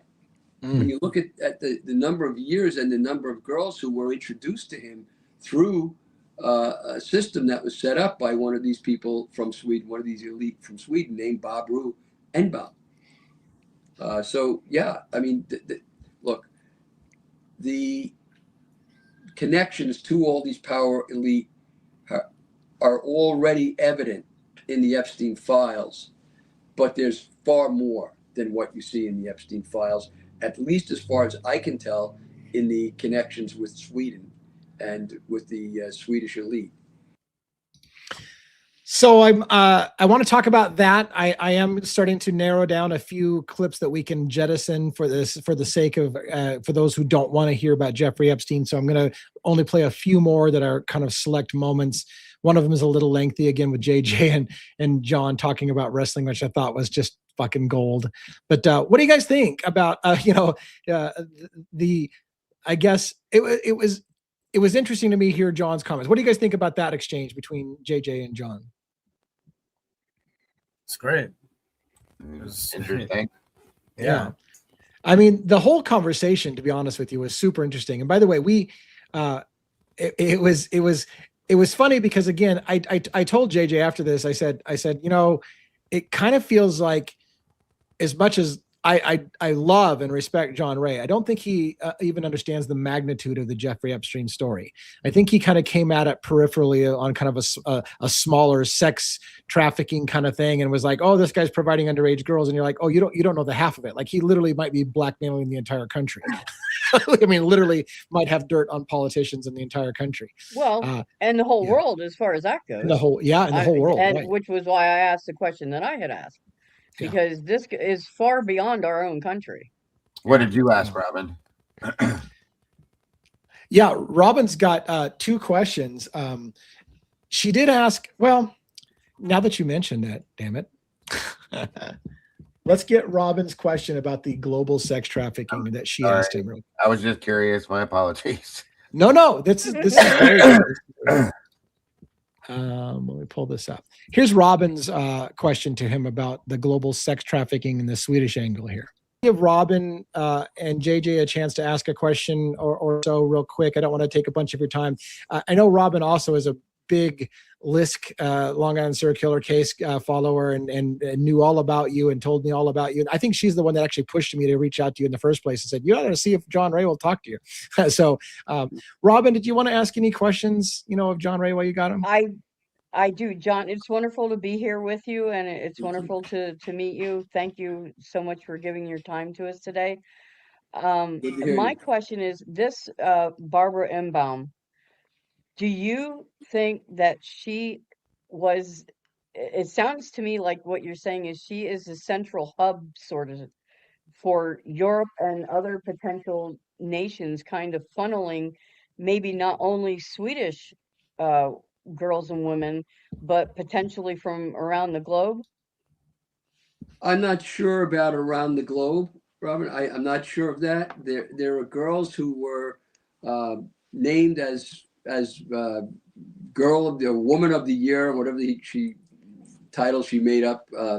But some of them were not Swedes. Their names were not. They might have, maybe they lived in Sweden or they went to school there, but they weren't Swedes.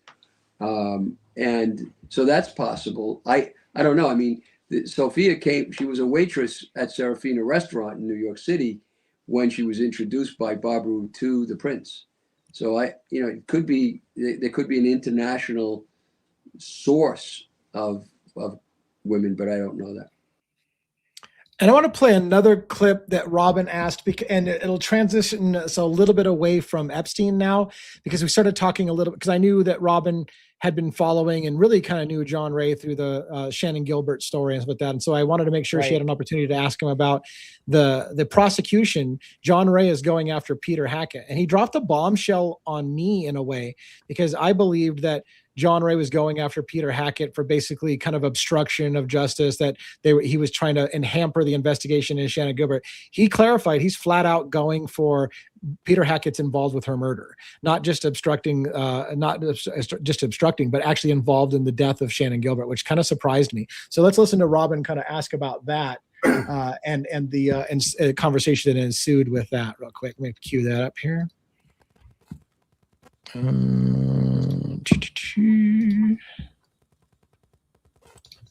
Our lawsuit against Dr. Peter Hackett for being responsible for the death of Shannon Gilbert is pending and on the trial calendar.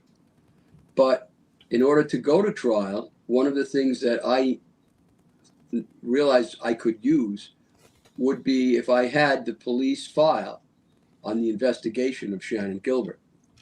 And so, because the police department's commissioner, I made a slight mistake. I wanted to play the file before this first.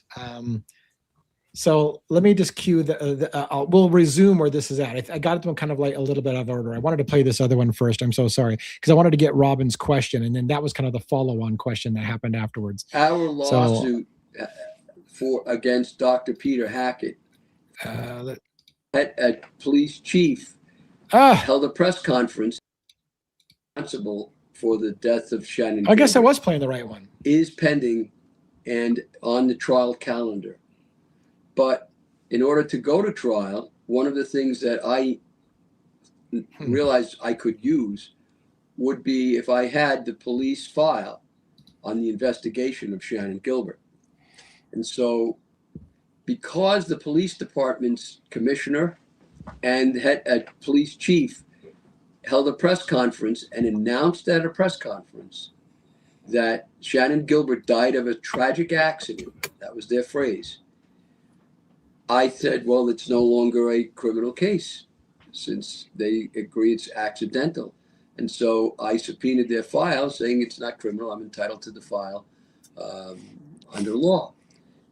Again, the police, like they did with the tapes, which I eventually acquired, the 911 tapes of Shannon Gilbert, Again, the police department put in opposition to my subpoena of the records. I subpoenaed the records. Right. The judge signed the subpoena, so he agreed I could have them. And then the county put a motion in, the police department, that is, a motion saying that the subpoena need be quashed because they claimed it was still an open, active, ongoing criminal investigation that was going on. How could that be if they've concluded that it's a tragic accident? So I oppose that, and that motion in the opposition are pending in front of the court, and we're waiting for that decision. That brings it. And then I'm going to play one more clip about Peter Hackett, and then the final clip will be Joe and John waxing about wrestling, and then we can be all done with John Ray. I realize this has lasted pretty long for you guys, but I wanted you to hear this extra clip about Peter Hackett, which surprised me when he was saying, you know, they're actually saying, no, he was involved with her death, not just hiding something, but actually involvement in it. So let's see if we can get that clip. Just really curious, do you get the sense that Dr. Hackett was directly involved with Shannon Gilbert's death, just based on everything that you know? The evidence that we have led us to sue him, to say that he is responsible for her death. Responsible for her that death. evidence has grown instead of shrunk. So that's where we are. Oh my! It's interesting. I wanted to real quick. I kind of thought, and you just said something a little differently that kind of took me as a surprise. I thought mostly the Hackett thing was basically he was complicit in kind of hampering the investigation into Shannon Gilbert. Do you more believe now that he was more than just misdirecting them, but may have been involved? He's involved. That's our lawsuit, and his misdirectioning. It's not as strong an issue in the case. I mean, he did do things that people who are guilty would do. For example, he called the Ellenville Police Department to find out what they knew. The Ellenville is where she came from. That's where her mother lived. He called, that was in upstate New York. He called the Jersey City missing persons police detective. And his name was Cesar Camacho, and he did the same thing. He told Camacho he ran a home for wayward girls and that he was checking to find out what happened to Shannon. He was basically trying to find out what they knew. But the one thing he did that was kind of like Sherlock Holmes with the dog didn't bark kind of a case was he who was the former police surgeon of Suffolk County Police, he never called the Suffolk County Police Department to see what was going on there because he already knew. Right. And that, so he acted like in the proverb, the Psalm, as well as I think it was quoted in Roman satire, ancient Roman satire, and it's the guilty flee where none pursue. And yeah, that's what you have there when people start doing what he did.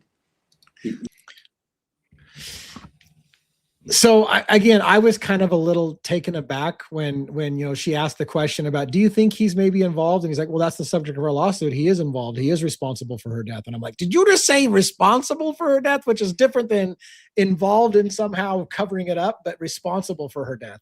That's a bomb right there. Man. It was a bomb. Well, that man hasn't been able to tell the truth all this time. His story has changed from what, he says one thing one time and another, and it was the things that he has said it just made sense in my mind. This guy was somehow directly involved in her death, whether he did it allegedly himself with whatever it is, he knows. To me, that was almost like validation to hear John say that. So that was powerful. It was. And he said, their evidence is growing daily. Like they're still getting more and more proof that he was involved or responsible. That was the word he used, responsible for. Yeah, responsible. Which is nuts. And again, for those who don't know, Shannon Gilbert has a connection to Rex Heuermann, the Long Island serial killer. There's an affidavit that said she had run into Rex Heuermann multiple times before she went missing.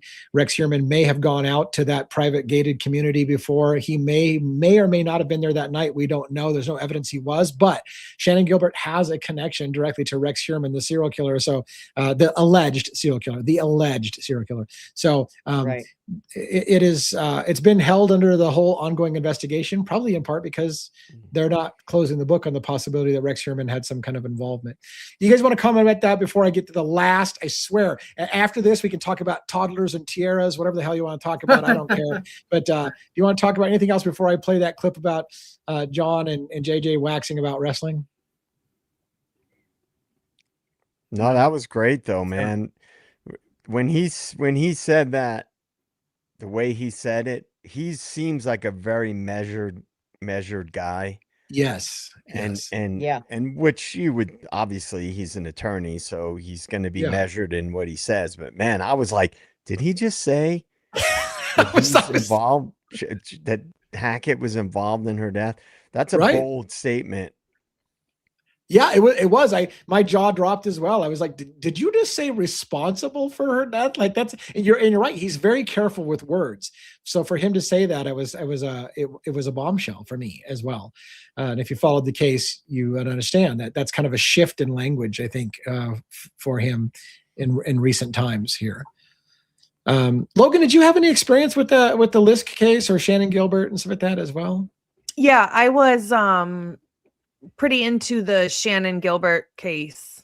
I don't know why, it's not like I had anything relatable in common with her or anything, but for some reason she feels relatable, like her family feels related. I don't know. I was into her disappearance, and then to find out what happened after that with her sister killing her mom and all that. Oh my God, right? It's wild. That was wild. Yep. What are the odds? Like, my goodness, so much tragedy in one family. Yeah, and absolutely. And I remember, I almost thought it couldn't be real. Like, you're serious? Like Shannon Gilbert's mother was killed by her own daughter in a horrific. And in fact, here's the other irony. John Ray represented that daughter in the killing of her own mother. No. Mary Gilbert was his client, and he represented her daughter in her own murder, saying that she had basically gone off psych meds and had a psychotic break, and tried to argue that it was not her fault entirely, that she had a psychotic break, and the jury didn't buy it, and she ended up getting basically the full murder conviction. But John Ray represented her, which is odd because he was already representing Mary Gilbert. So what are the odds? Right? It's like it reads like a fucking fiction novel. Yeah, go ahead. Logan, since you brought that up, I didn't know because I've never heard you talk about it before. What are your thoughts on with the Gilbert side to that? Heuermann and all that other stuff. What are your thoughts, real quick, if you can do a quick synopsis as far as what you feel about all that stuff and relation and stuff like that? I guess just in a nutshell, I originally thought that Rex was responsible for all of them. I mean, I thought they were kind of all put in the same place because the same person, same MO, he was getting away with it for so long. Why not? Don't change it if it's not broken, right? Right. Yeah. So I did think it was him. But since then I haven't really dug into any information or anything. So that was just my initial thoughts. It was him that did all of them. Gotcha. And for me, I was the same way too, but go ahead, Lee. I'm sorry. Yeah, and for me, it's funny because I was the opposite. What I saw was 4 bodies bound and put in burlap bags dumped beside each other versus others that were dismembered and the head found in one place and the torso found in another. And I thought, that's not the same killer. Like that's too radical of an MO dump. And and that was my first question. And then I saw a documentary. Josh Zeman was actually the one that did the documentary. And they had people on there saying, you're not dancing with one serial killer, you're dancing with 2. And he was like, look, that's 2 different killers that were dumping in the same area. And in fact, it became known, or it seemed, that Long Island is a dumping ground for all kinds of killers. Bodies get dumped out there all the time. And so are they all Rex Heuermanns, or are they a collection of dumping grounds of other killers as well? And how many are his? No, Go ahead. Hey, go ahead. Go ahead. Somebody go. I was just going to say that that's what, Rex's lawyer is going to be arguing. You're saying that my dude did all these, but yet we have a case where, one of the victims, there's another guy that is arrested now for murder. Right. And let's talk about John Bittroff. So John Bittroff had been convicted of a couple of murders, right? And his team came and said, "Oh, well, wait a minute. You got this new guy, Rex Heuermann. Maybe Rex Heuermann killed the women that you were claiming Bittroff did." And they required testing to be done on the murders that they attributed to Bittroff. It turned out Rex Heuermann could not be attributed to the 2 murders of Bittroff. So they said, "Sorry, Charlie, no chance." But then Rex Heuermann's team said, "Well, wait a minute.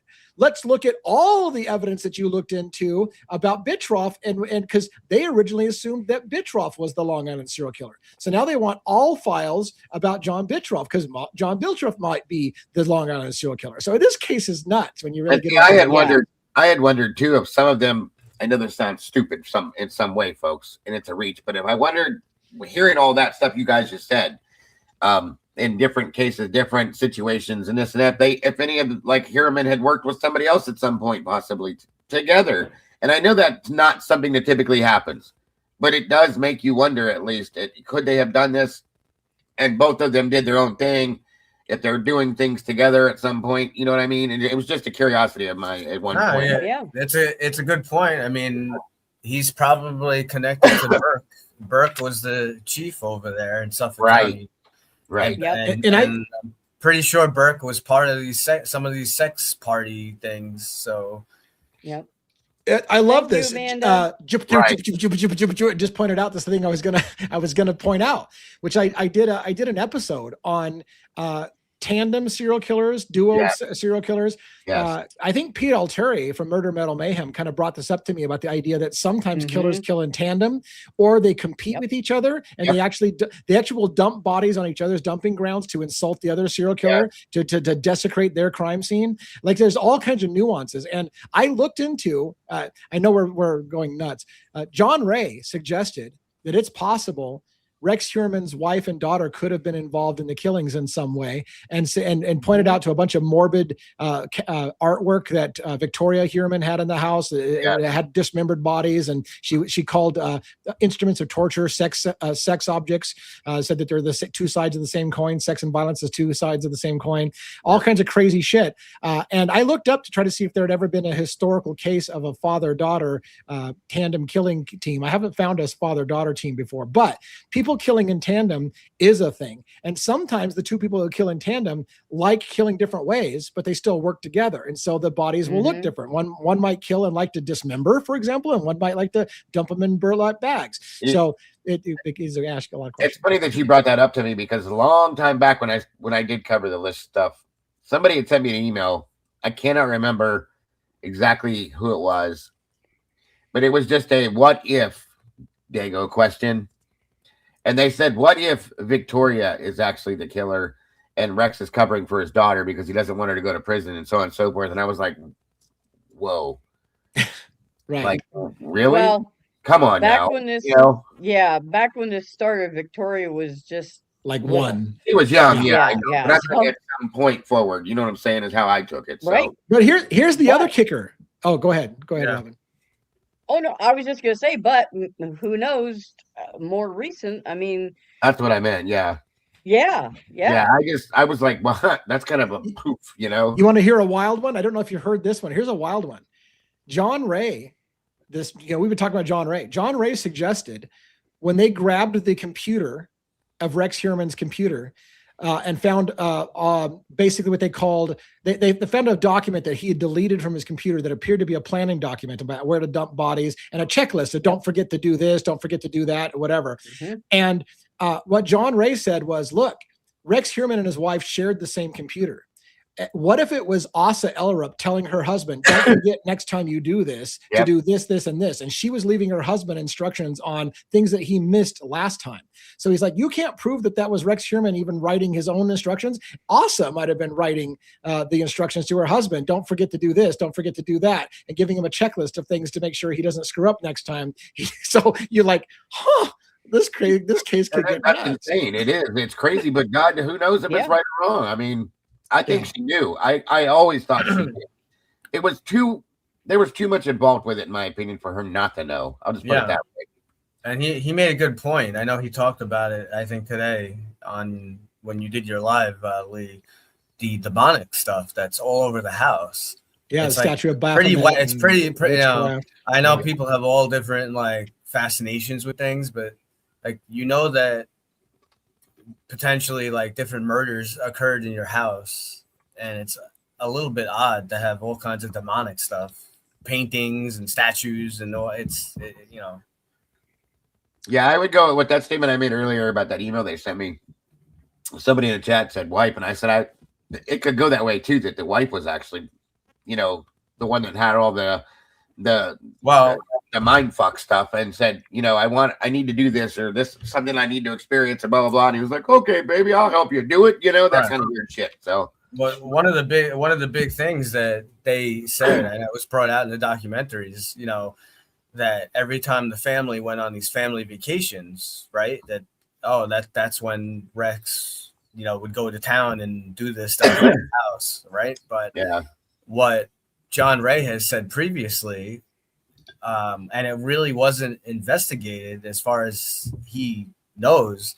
A few of the times that I know, at one specific time, supposedly she checked into a hotel at a certain day, certain time, and it doesn't match. It's there was no real follow up. So she's claiming that her and her daughter were away on vacation at a certain location, and it's not. Yeah. It's not what happened. Yeah. It's that's a problem. Right, because the story is that Asa that Rex would kill when his wife and kids were out of the country or out of town, and John Ray surfaced that was a lie. They lied about when they left the country, and they were in town when the murders happened, but they lied about it to pull the story that we had no idea this was happening when we were out of town. And he's like, that's not true. I called the hotel and you didn't check in until X number of dates. So you weren't there when you said you were. But why didn't law enforcement, why didn't the investigators look into that? Why did he have to go do it on his own? Where did this last statement that is just on screen, where does that appear? I know. I haven't seen I saw that Brian Koberger's name was in the Epstein files. I've never heard that before. I almost felt like that was one of those troll levels to move us into Idaho for, which, to be fair, it might be.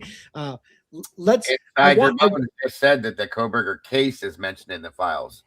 Interesting. I want to play one last clip, and we will 100% put the John Ray thing. I'm so sorry. First of all, thank you, panelists, for bearing with me, because it was a big moment for us to have John Ray on there for his exclusive interview. I thought that was super cool, and I couldn't miss the opportunity at least one night. And besides, some of us want to take a little break from Idaho 4, so it wasn't a bad thing. Let me play one more clip that I thought was a super cool moment. JJ and John bonding over wrestling that I thought was just cool enough that I wanted to share it. Have any questions for John? Yeah, the one thing that kept popping into my head while you were speaking earlier, John, was Barr. His father was the one who hired Epstein at the Dalton School, and yeah, it was his father who had been CIA. I don't know if I can't recall off the top of my head if the father or Bill Barr were CIA prior, but Epstein had no resume to be hired at an elite private school in New York as a teacher. Well, that's interesting, because I can tell you a little bit about Dalton School, and if you're not in the circle of people who send their kids to Dalton School, you will have no idea of what's really going on. And that is, there's a circuit of very elite schools. Dalton School is one of them. There's several of them, all dotted around New York City and Westchester County, and at one time in Garden City. And the power elite send their children. And sometimes they're dictators from South America who send their kids. but they're all connected with one with another at the Dalton School. I myself was, as a young man, I was a history teacher at St. Paul's in Garden City. And it was one of the schools that was connected to these others. And I was the wrestling coach there. And so my wrestling team wrestled Dalton. So I got to go to see Dalton just, for that day when we wrestled. But I got to know some of the circuits. And the Kennedy children, for example, one of them was a wrestler, by the way. And I was a coach then. So I got to know a little bit about the Power Elite through that connection. And I was just a poor, I made $12,800 a year, and I lived in the building back then in the day. But they're very tightly woven, connected people. You don't get into those schools. You don't get your kids into those schools without having these enormously complex, woven together relationships and the money to back it up. And so, for him to become a teacher at that school, it was like I was nobody. I had no, working class Irish community I came from. So it could be that he got there, without any skills or background in that sort of thing. But he had the connections, and it's the connections that are really everything in those schools. Everything. Well, John, I grew up wrestling in New Jersey. I wrestled for many years. So if you were a wrestler and a wrestling coach, you're all right with me. What team? What team did you wrestle for? I grew up in Monmouth County. Oh, Monmouth. And I wrestled for Manalapan High School. Oh, yeah. Yeah. Well, you'll be surprised to know that I lived for a year in New Jersey in Saddle Brook. And I was a wrestling coach there. And I was also a wrestling official, so I did a lot of. I might have refereed your games, your match, your wrestling match. Well, I wrestled under the great John Sachi, who went on to become the head coach of Rutgers wrestling. Oh wow! So yeah, I was a big part of my life. What was your weight class? In senior year, I wrestled 135, and in college, I wrestled 142. Ooh, that's a tough one. Yeah. Competitive. Yeah. That is so awesome. That is so awesome. I actually coached wrestling for a few years. I actually worked in a camp with the legendary coach from Lehigh, Thad Turner. And, I with many coaches, Al Bevilacqua from Long Island, one of the great coaches. I worked with him at Hofstra in the wrestling camp there. So I kind of, I know the wrestling circle. Yeah, no, it's great. It's great to hear that. It's interesting. The wrestling community is pretty unique. So you usually know some common people. Yeah. And I thought that was just a fucking cool moment. How the two of them and he's like, hey, I might have refereed one of your wrestling matches. It was just a cool. Yeah. A cool bonding moment with two guys that had a common history of places they've lived and experiences, and I thought it was a great moment to share. But all right, look, we're done with the Epstein stuff. I really didn't anticipate it going, and now we're in 42 minutes. Here's the one thing: I know you wanted to talk about. No, I think it's going to take too long for tomorrow night. Yeah, let's hold it so we can devote more time to that. It's going to take a lot more time. Yeah. I agree. But that doesn't mean Idaho 4 is off the table. You guys, I've dominated this show, and sure, I'm running the thing. But please tell me what you guys want to talk about for a while. We don't even have to cut it off in 15 minutes if you're going a little long, because I dominated the whole night. Well, I mean, I just say, like, as a preview for tomorrow. I'm not going to go into the whole thing now, but it seems like there is strong evidence that the DNA on the knife sheath is not even Koberger's. So we'll go into it tomorrow, because I have a bunch of slides and a whole bunch of stuff, but it is super, super interesting.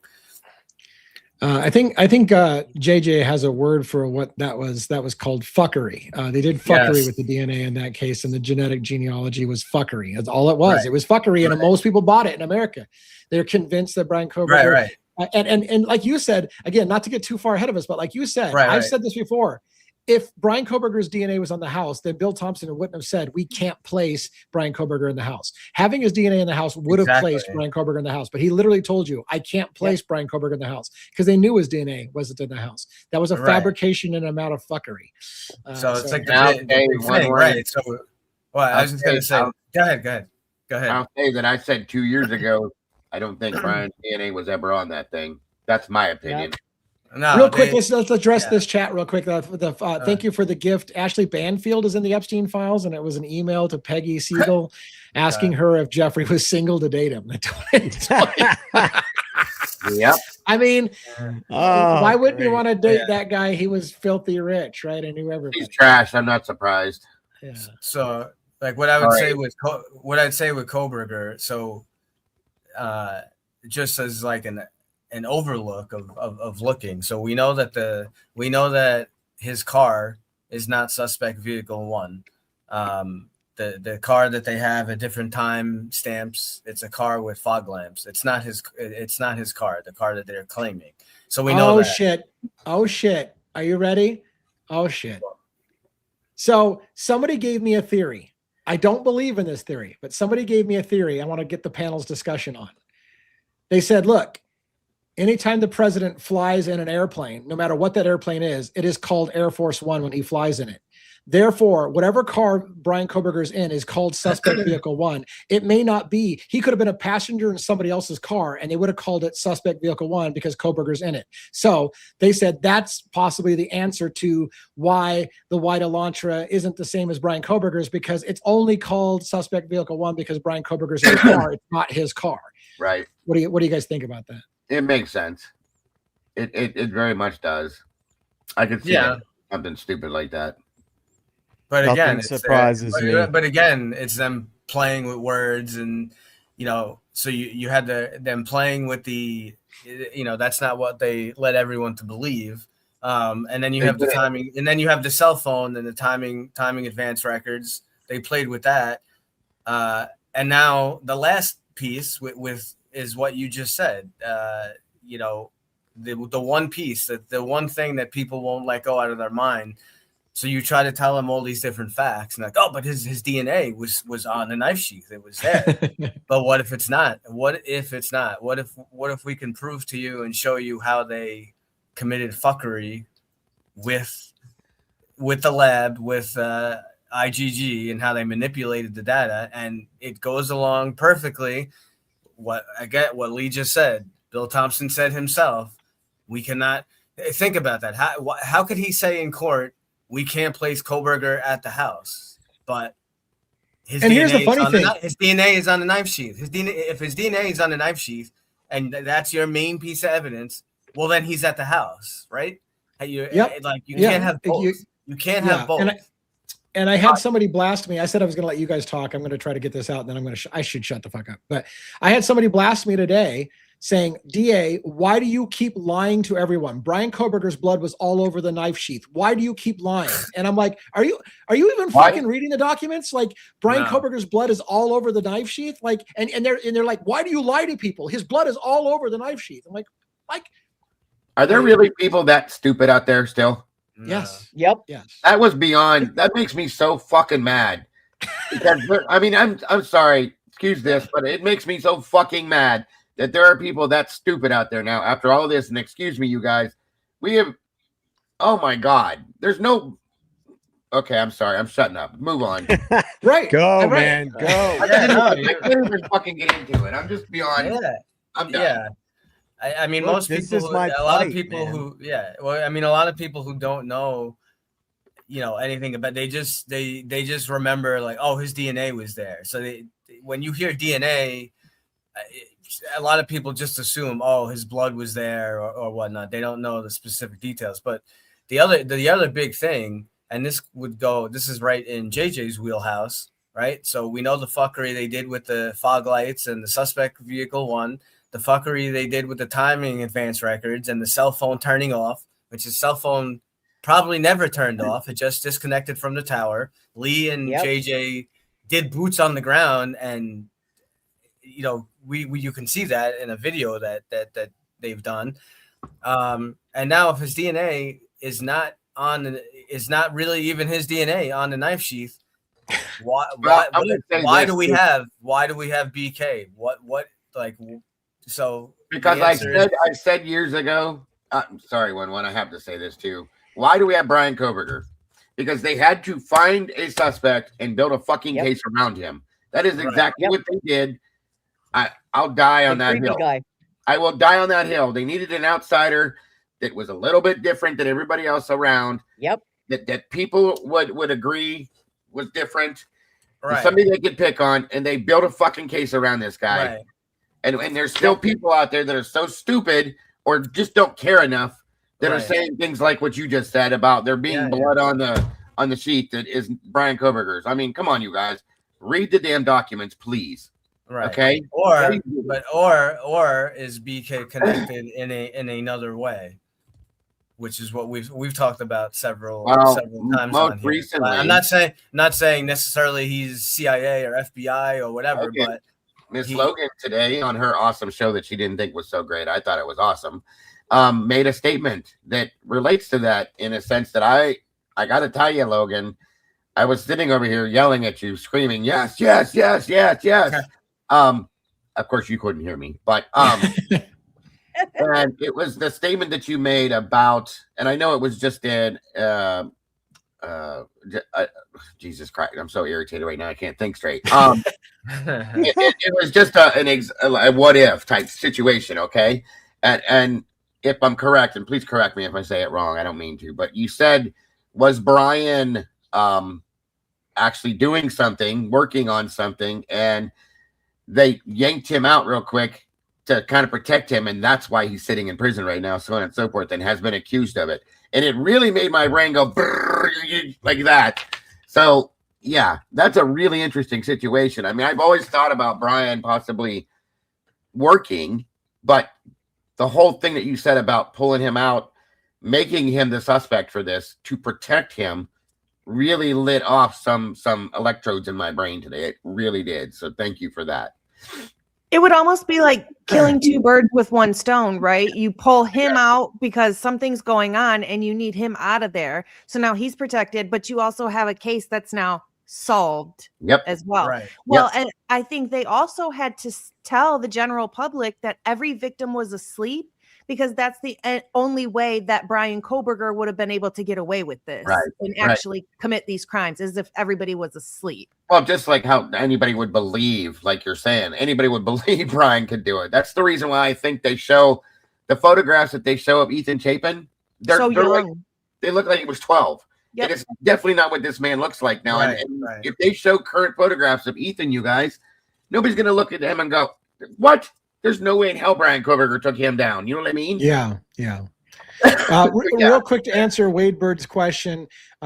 We're in the process of reviewing the FOIA requests and public records requests that we've submitted to make sure that we didn't already grab that in one of our requests previously. If we didn't, we will go file that. So yes. By the way, I got denied for mine, just so you guys know. I tried to FOIA the full and complete 911 call. They said that the answer was that has been released to the public.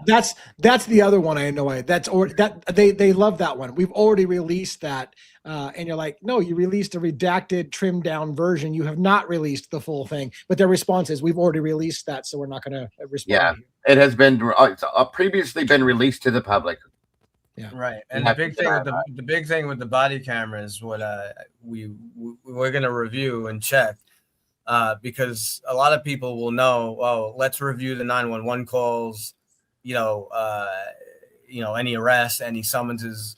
But what I could tell you, I don't know specifically the rules that they have, for MP, like for here with where I work, any kind of contact that we have with someone, we're required to have body camera footage.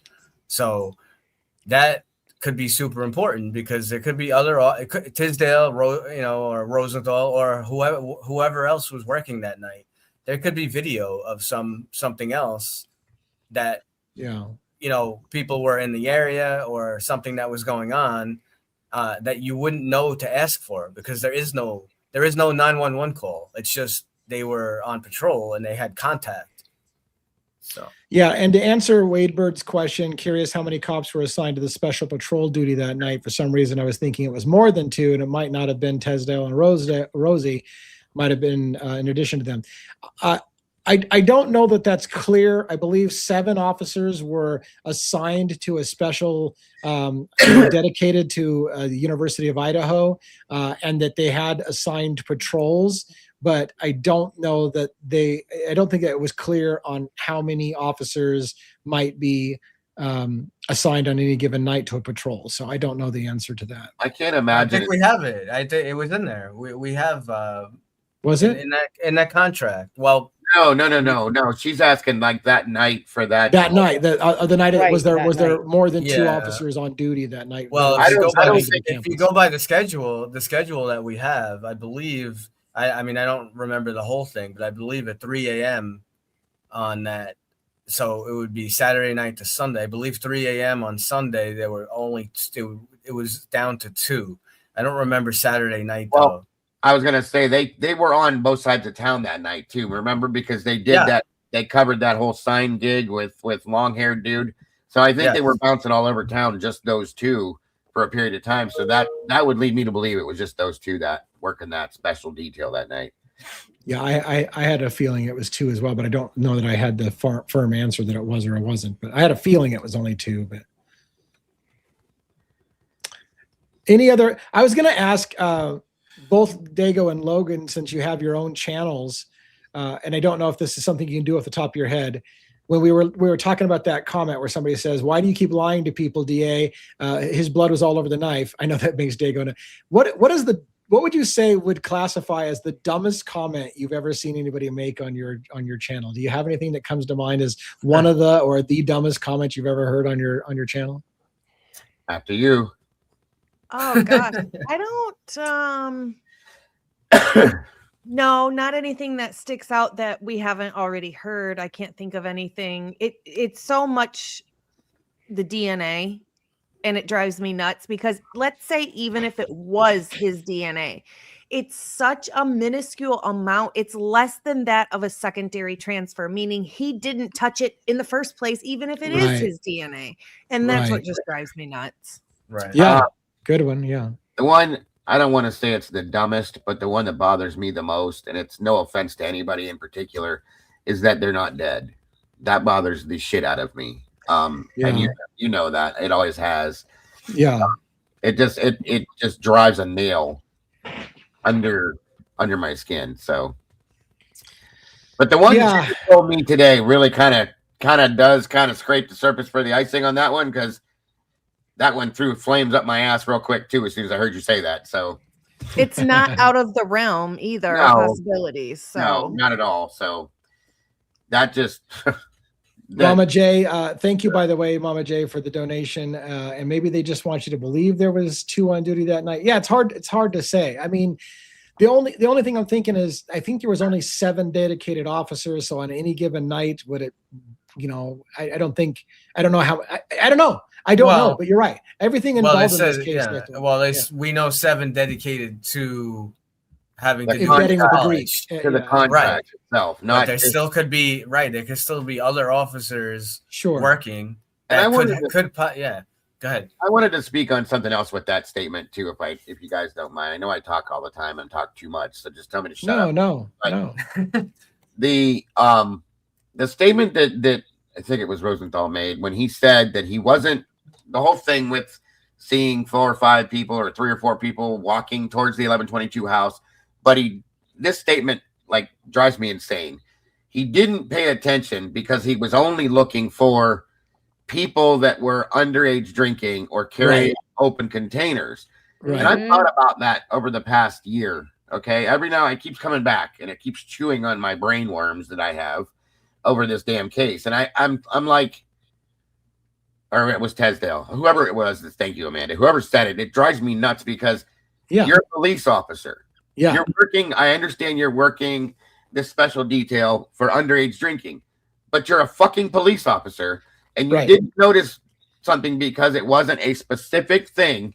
Right. Bothers the hell out of me. And I've always wondered, are you saying that because you're supposed to say that? Or are you saying that because of something else. And it really bothers me, you guys. Yeah, it's like saying, you know, I might have walked past somebody beating somebody to death with a baseball bat, but I wasn't there looking for that, so I just kind of ignored it.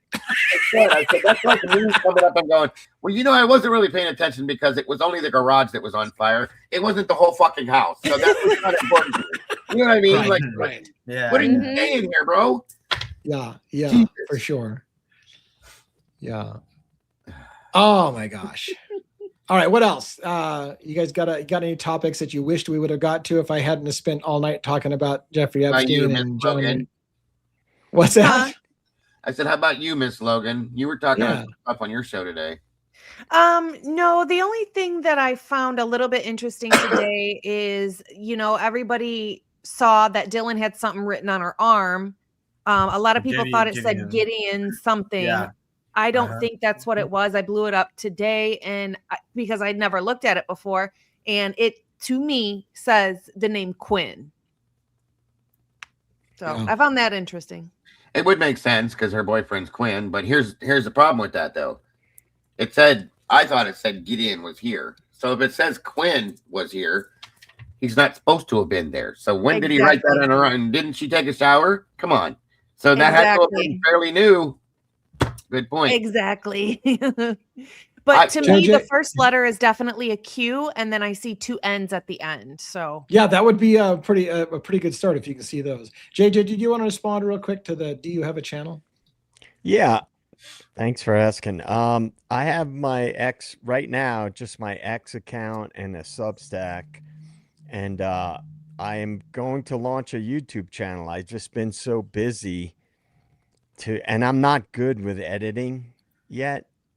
So I have all this content and stuff ready to go for my first episode. And I'm really shitty with Premiere Pro. And so to get the editing done and get all the content, I'm going to need to, it's probably going to take me like a whole weekend because the editing part is I've been struggling with it. And I also have created this whole arc of what my first intro episode would be. And now I think I want to change it completely. So I've been trying to lock down the angle I'm going to use for my first episode. Once I get the first episode up, it's a lot easier because then it's just building off of the initial thing. But I want to tell everybody about I have a YouTube channel. And I will have content on it. So it's just State of the Deep. You know, you can find it just by searching that. So, you know, it's coming, I promise. I was going to ask if you want to tell them about your OnlyFans account, Joe Blows. Did you want to tell them about that? Oh, yeah, the OnlyFans account. Yeah. I got to make a little money on the side. You know what I mean? I have a couple of side hustles.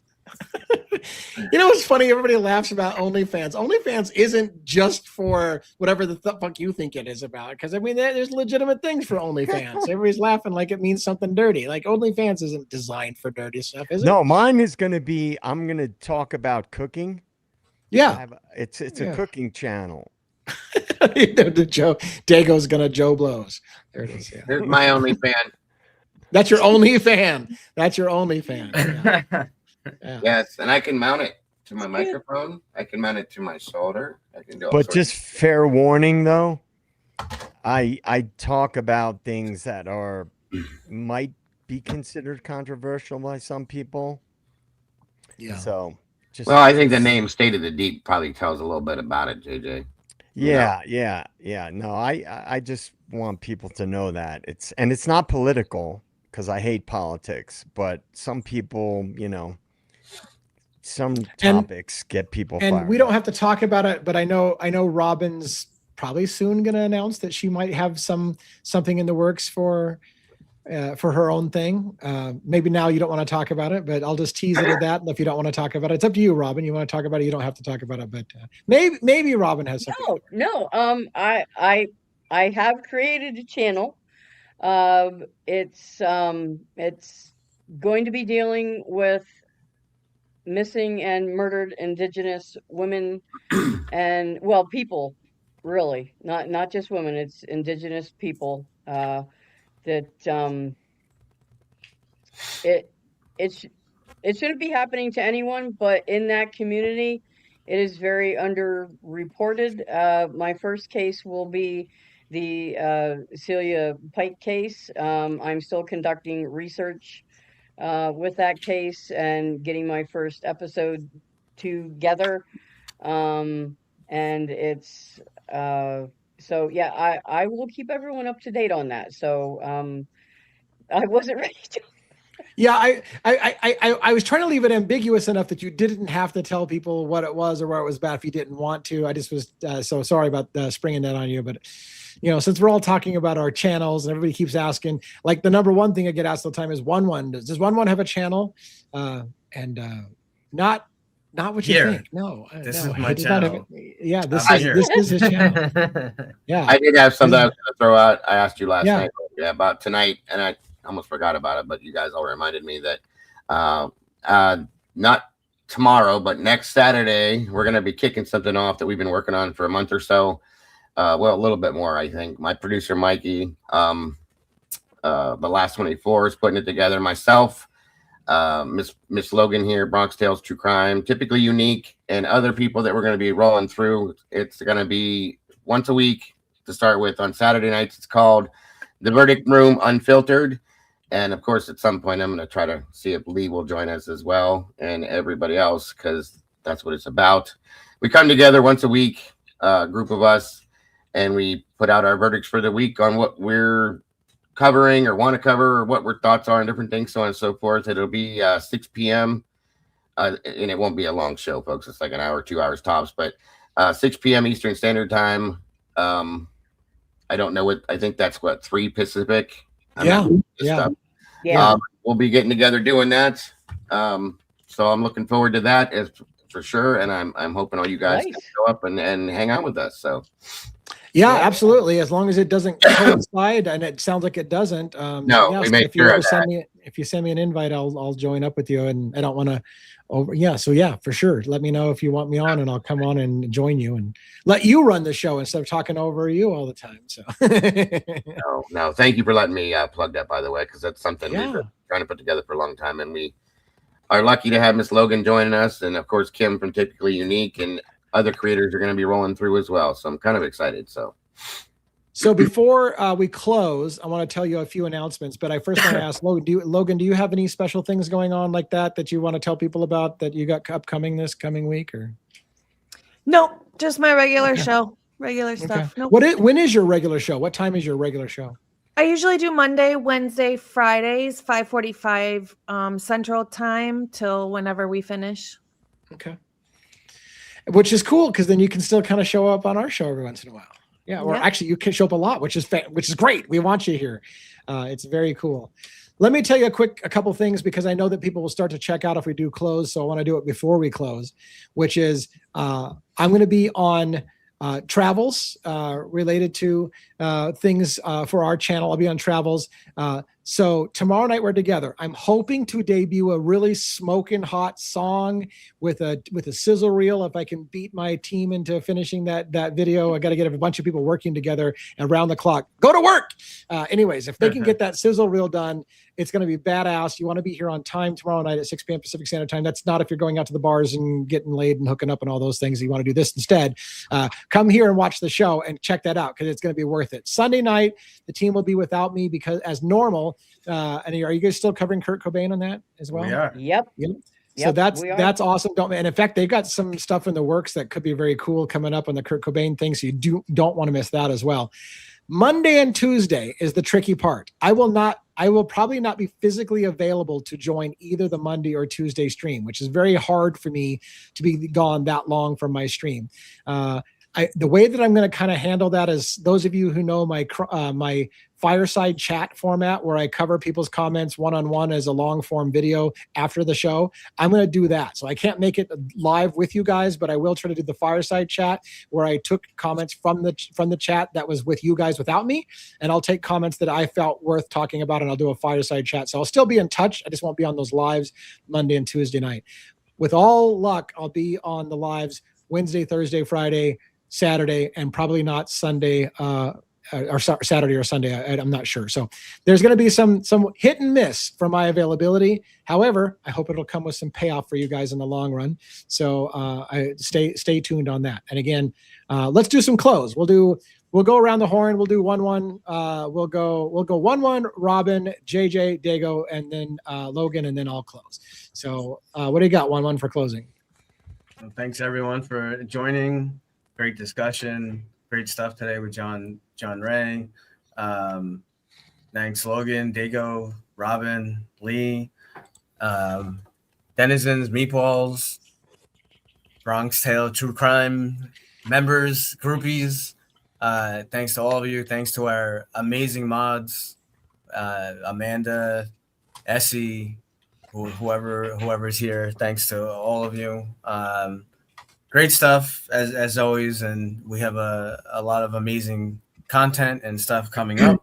I'll leave you with a great movie quote, like I've been doing. You're not the man I knew 10 years ago. It's not the years, honey. It's the mileage.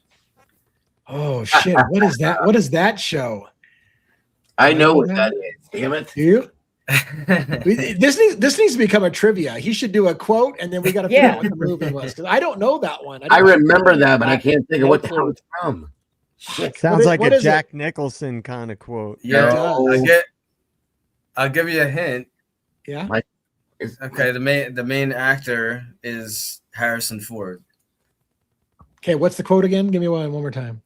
You're not the man I knew 10 years ago. It's not the years, honey. It's the mileage. It's got to be one of the Raiders of the Lost Ark. You got it. You got it. Yeah. Yeah. Okay. Good job. Ding, ding, ding. Winner, chicken dinner. Good one. Nice. All right. Robin, what about you for the close? Well, it was an amazing day. Thank you guys for hanging out. You know, like I said, John Ray's a class act. The Long Island serial killer case is just, it's an older case, but it is still relevant, obviously. And so I really hope you guys, become invested in that case as well, because it is fascinating. As you can see, there are so many avenues to go down in that case. So I hope you come along with us on that journey. And thank you to, like one woman said, to all the mods, all the communities on all three channels. You guys are absolutely wonderful. And we're thankful each and every night when you guys, show up for us. So thank you. Yeah, and if any of you are kind of new to the Lisk case and or liked John Ray, look through my playlist on the Long Island serial killer, and you can watch me interview John Ray and another thing, and it was a really good interview. In fact, we had Birdie Bombshells on a premiere of our interview with John Ray as well, talking to John. So good stuff if you want to see more of John Ray's opinions on the Long Island serial killer case. And we talk about Asa Ellerup and Victoria and all that good stuff. All right, JJ, what do you got for close? Yeah, thanks everybody. And it was an honor to be on today with Robin and DA and John Ray. It was very informative and interesting. He just seems like a really stand-up guy. And of course we talked about the wrestling background and stuff like that. But yeah, it was I'm thankful for it. So thank you for including me in it. And thank you to you guys. And thanks to the Den and the meatballs and the mods. And I won't be here tomorrow. I will be here on Sunday. And then starting next Sunday, I'll unfortunately have to tap out from the Kurt Cobain discussions. But it's been fun, and I look forward to this Sunday. So thank you guys again. Awesome. Yeah, and it was great. It was great that you got to experience chatting with John Ray today, and I loved the wrestling conversation. It was fun watching John Ray's eyes light up when he got to connect with you on that. That was very cool. Dago, what do you got? Bros and hoes. Thank you guys all for joining us tonight. As always, amazing groups of people here.